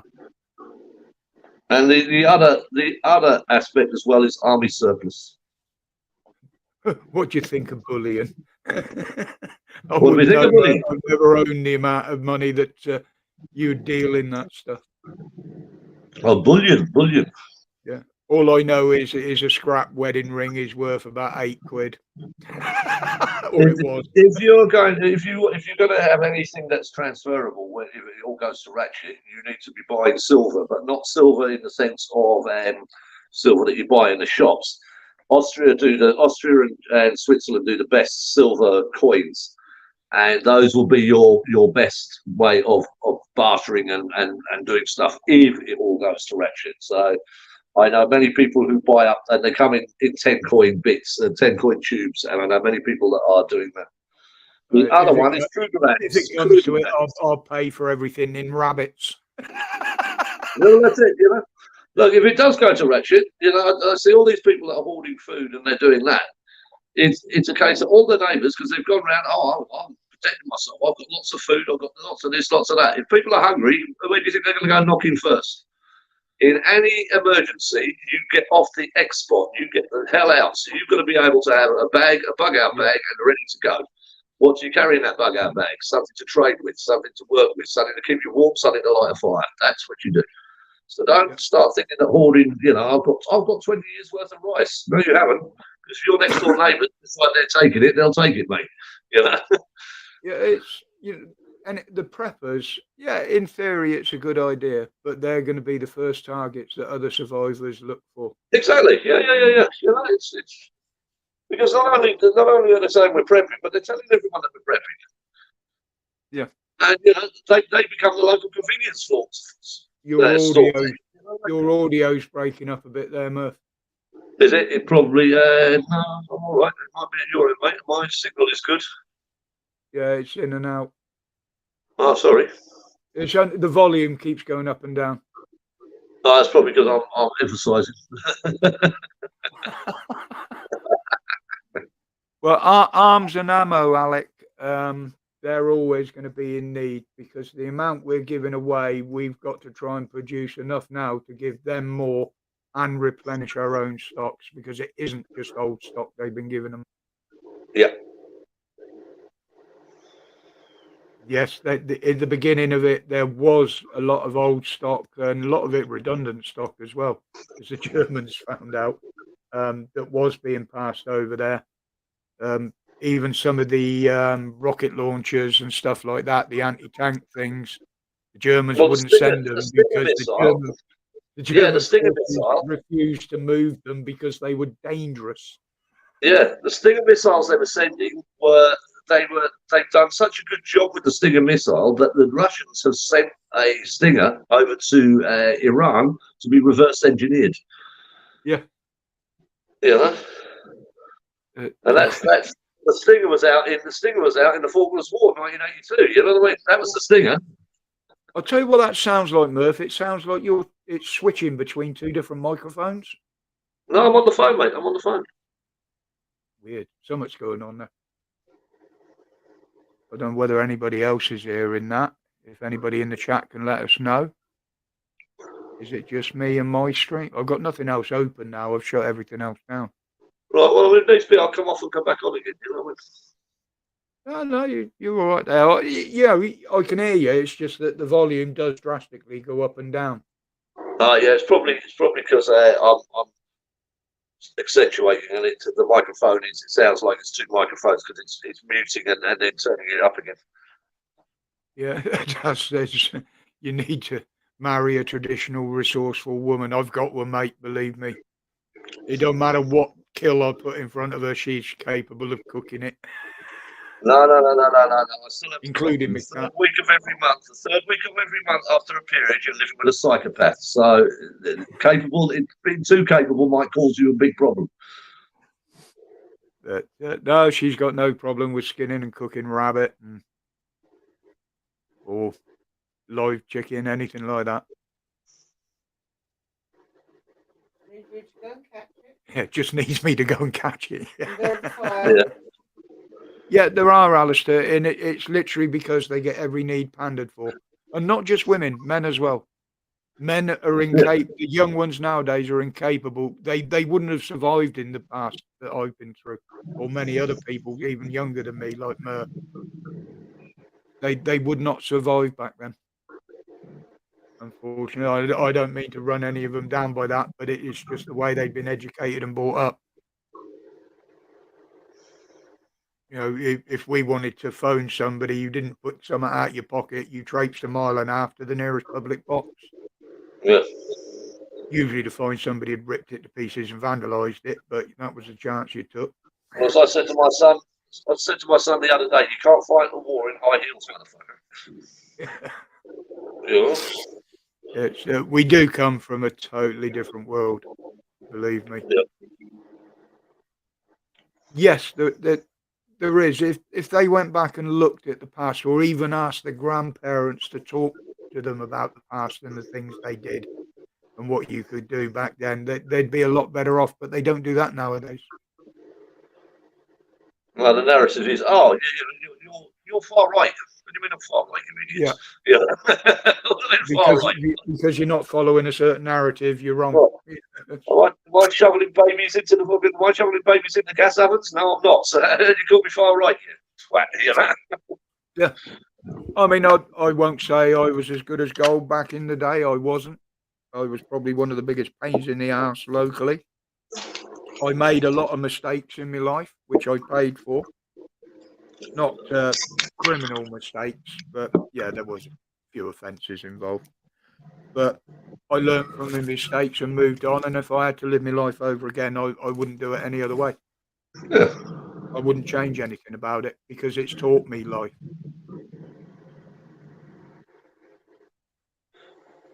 I've got two beautiful kids. Well, I've got four beautiful kids. I've got two beautiful kids in the UK. I've got one granddaughter.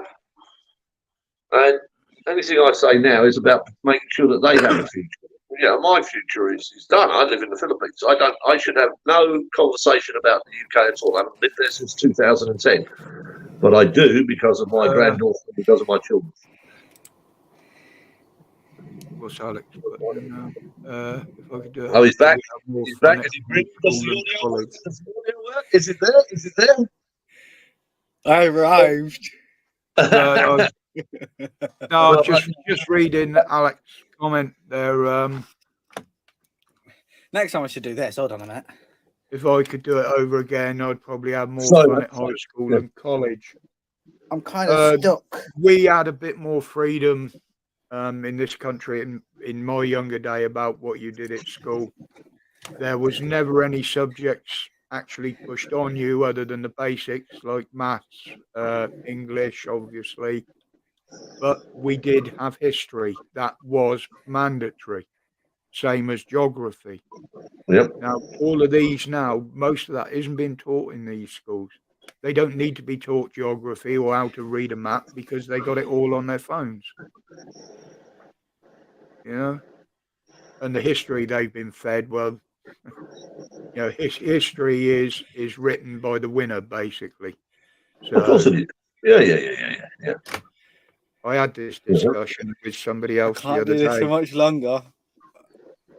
That, I can't do it for much longer. no matter which history you read, any history, there is always mistakes there, no matter where it's come from, for people to learn from. I can't do that anymore. My mouth it's all thinking up. They say if you do that with your face, your face will look like that. Well, Jack, have you ever used the slide rule? I know what you're talking about. Yeah, it used to be called a ruler. That's the equivalent of a ruler. No, No, it it's a was ruler actually- inside a ruler. A ruler it was inside a a ruler. manual calculator. No. Yeah. One little ruler slid in and out the slot in the middle, and No, you I've had never used different one of them numbers before. either side and on it, and you did all your calculations on that. Did all your cases, yeah. You could figure out how to use the bloody thing. Yeah. Yeah. I think, guys, that honest talk is more difficult. Oh, smack. He's the husband Alex. of battle. Absolutely, honest talk is more difficult these days. Oh, that's great. Not just No, because of the censorship, in. but literally because people don't communicate anymore in public. Well, look, I mean, you know, people want to if you talk look at, and the if you look others at the want to take conversations we're offense to having what they now, hear. but if you're looking at the conversations we have now, we used to have them when we used to go down the pub. On a Sunday lunchtime or a Saturday night, we'd sit there and we would talk and we would turn around and we'd put the world to right and we'd all go home happy, 3 pints down our neck, and we'd go and sort it out. And that created equilibrium. Now that we don't do that anymore, now that we don't go to the pub anymore, this has become the new forum.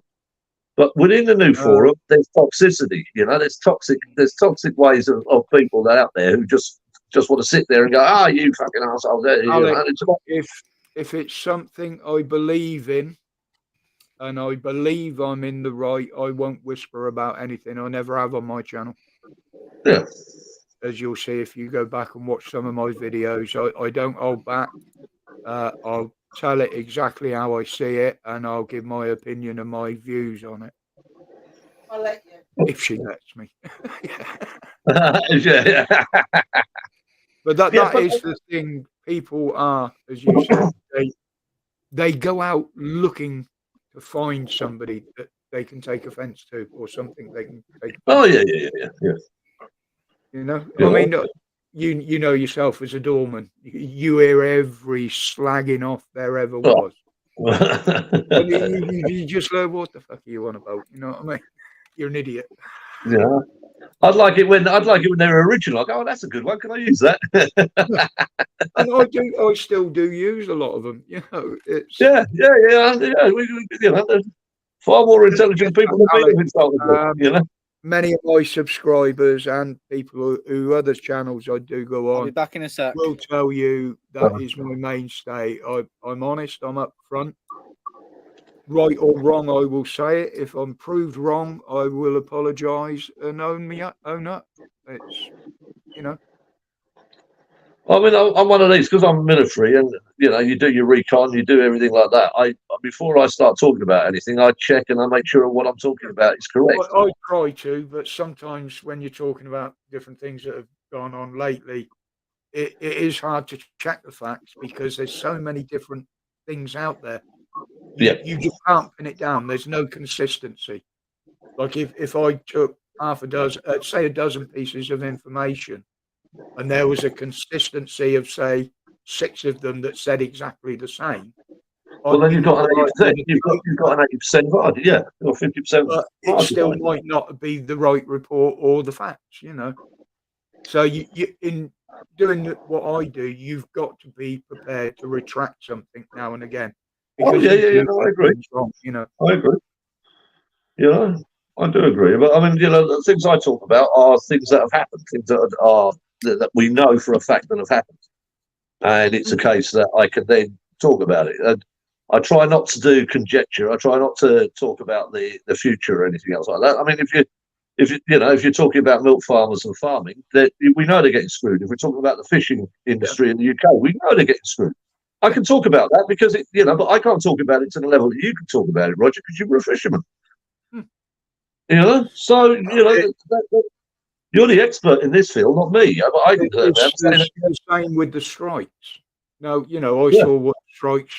Well, I weren't involved other than British Leyland, but I saw what happened with the strikes back then. Yeah.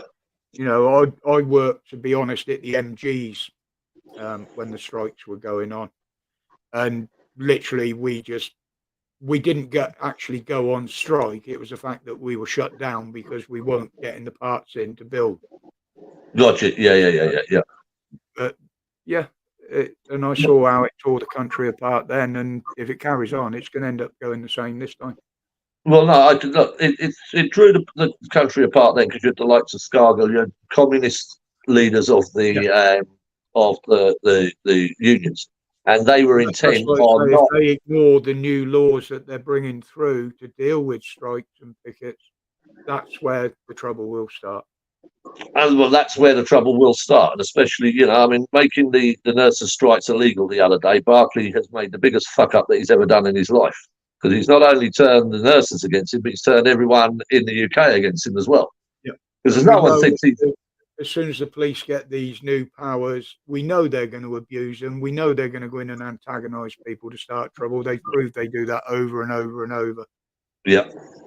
I mean, what's the Met Police's bill now? £3.8 million a year for suspended officers. Oh, it's ridiculous, mate. Ridiculous. I mean, they reached over their target of 20,000 more in the Met or whatever it was, but then they've got rid of a handful from what I've heard. That's it.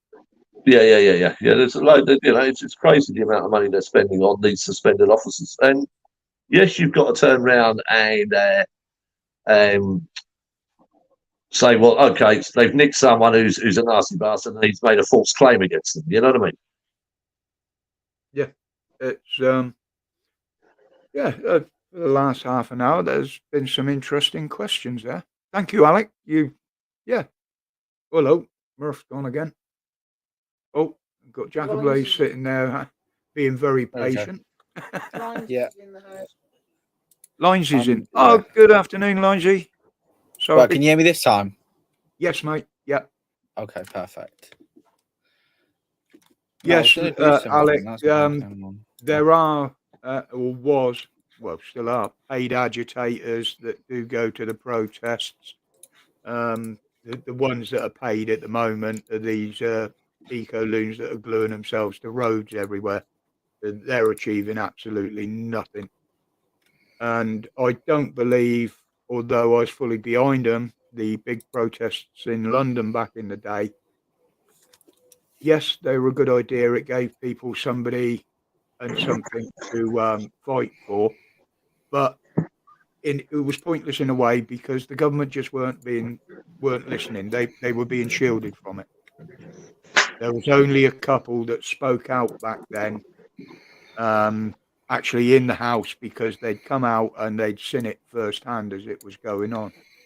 Good afternoon, Graham. We're about 10 minutes, quarter an hour from finishing, buddy. But welcome. I don't believe they did any good at all, to be honest. And it was simply because mainstream media basically blacked it out.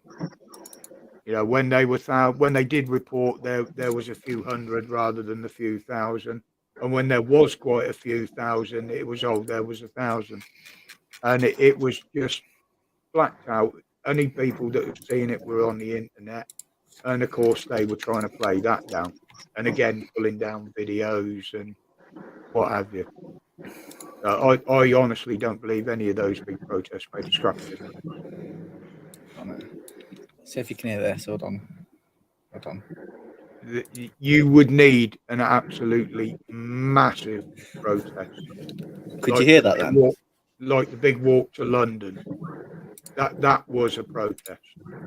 Yeah, well, I mean, I don't think you're ever going to see the likes of the protests again. I think the largest one that we actually have seen in the UK in the years was the fox hunting. Yeah. And before that, it was the poll tax. And this is why mainstream haven't been putting out what's been happening in France. We're already there, Matt. We've been basically a third world countries in the eyes of some of the developed world's countries. We're already there. Boom. Yeah, all right. So it does work. Yay! Restart my computer. It wasn't all for nothing then. But yeah, Graham, you still there, mate? He was out. I'm here. Yeah. It's gone quiet on me again. Graham in the chat. He was having an awful lot of problems with his phone and getting apps working on it and all sorts. Yeah, he's still there. He never has a lot of luck with phones, does Graham?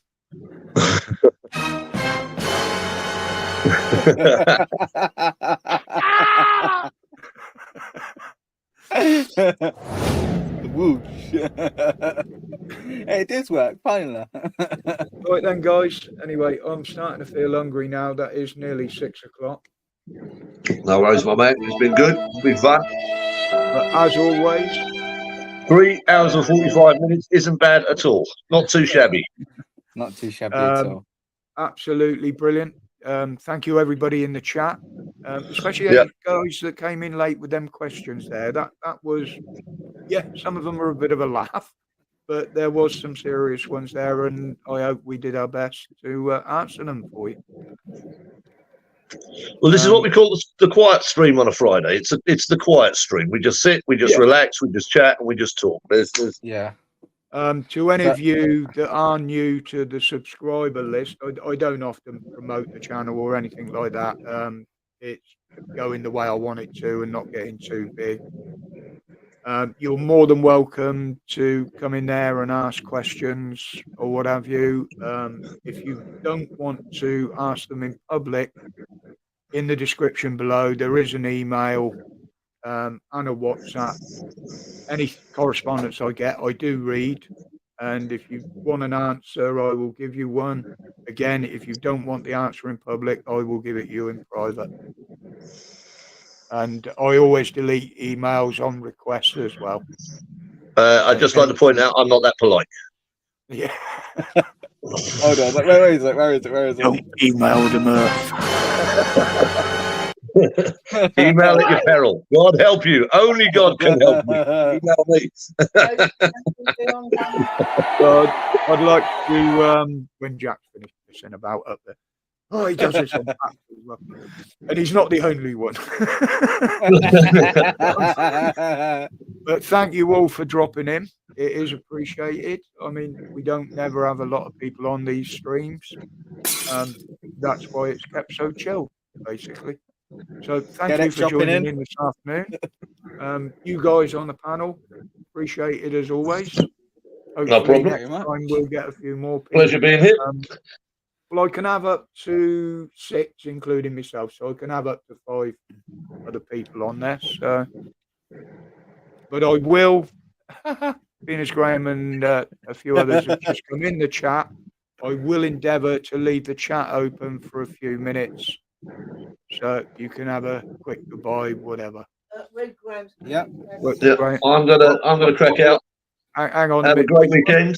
I'm not plus one about All right. Have a great weekend, Mrs. T. Had to put a beloved cat. Yeah, I did see the email, mate. Email, mate. Bye, Murph. I did see the email, mate. Sorry to hear about that, buddy. Where is it? I need something. I need something to make it an end. There we go.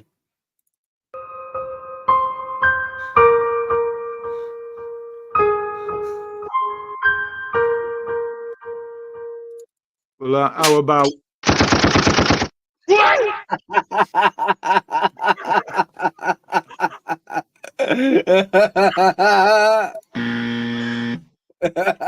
I mean, you know, I've got. There's one which I really don't understand, and that just says I think it's pub game or something. It's just got PUBG on it. This one's just got a number. So I've no idea what that is. You got applause, laughter, kiss. Hey, Roger. Ding ding. Hey, Roger. What? Do you know whenever Eyes to See comes on Dan's channel, right? You should just play this, right? Because it's supposed to be angels singing.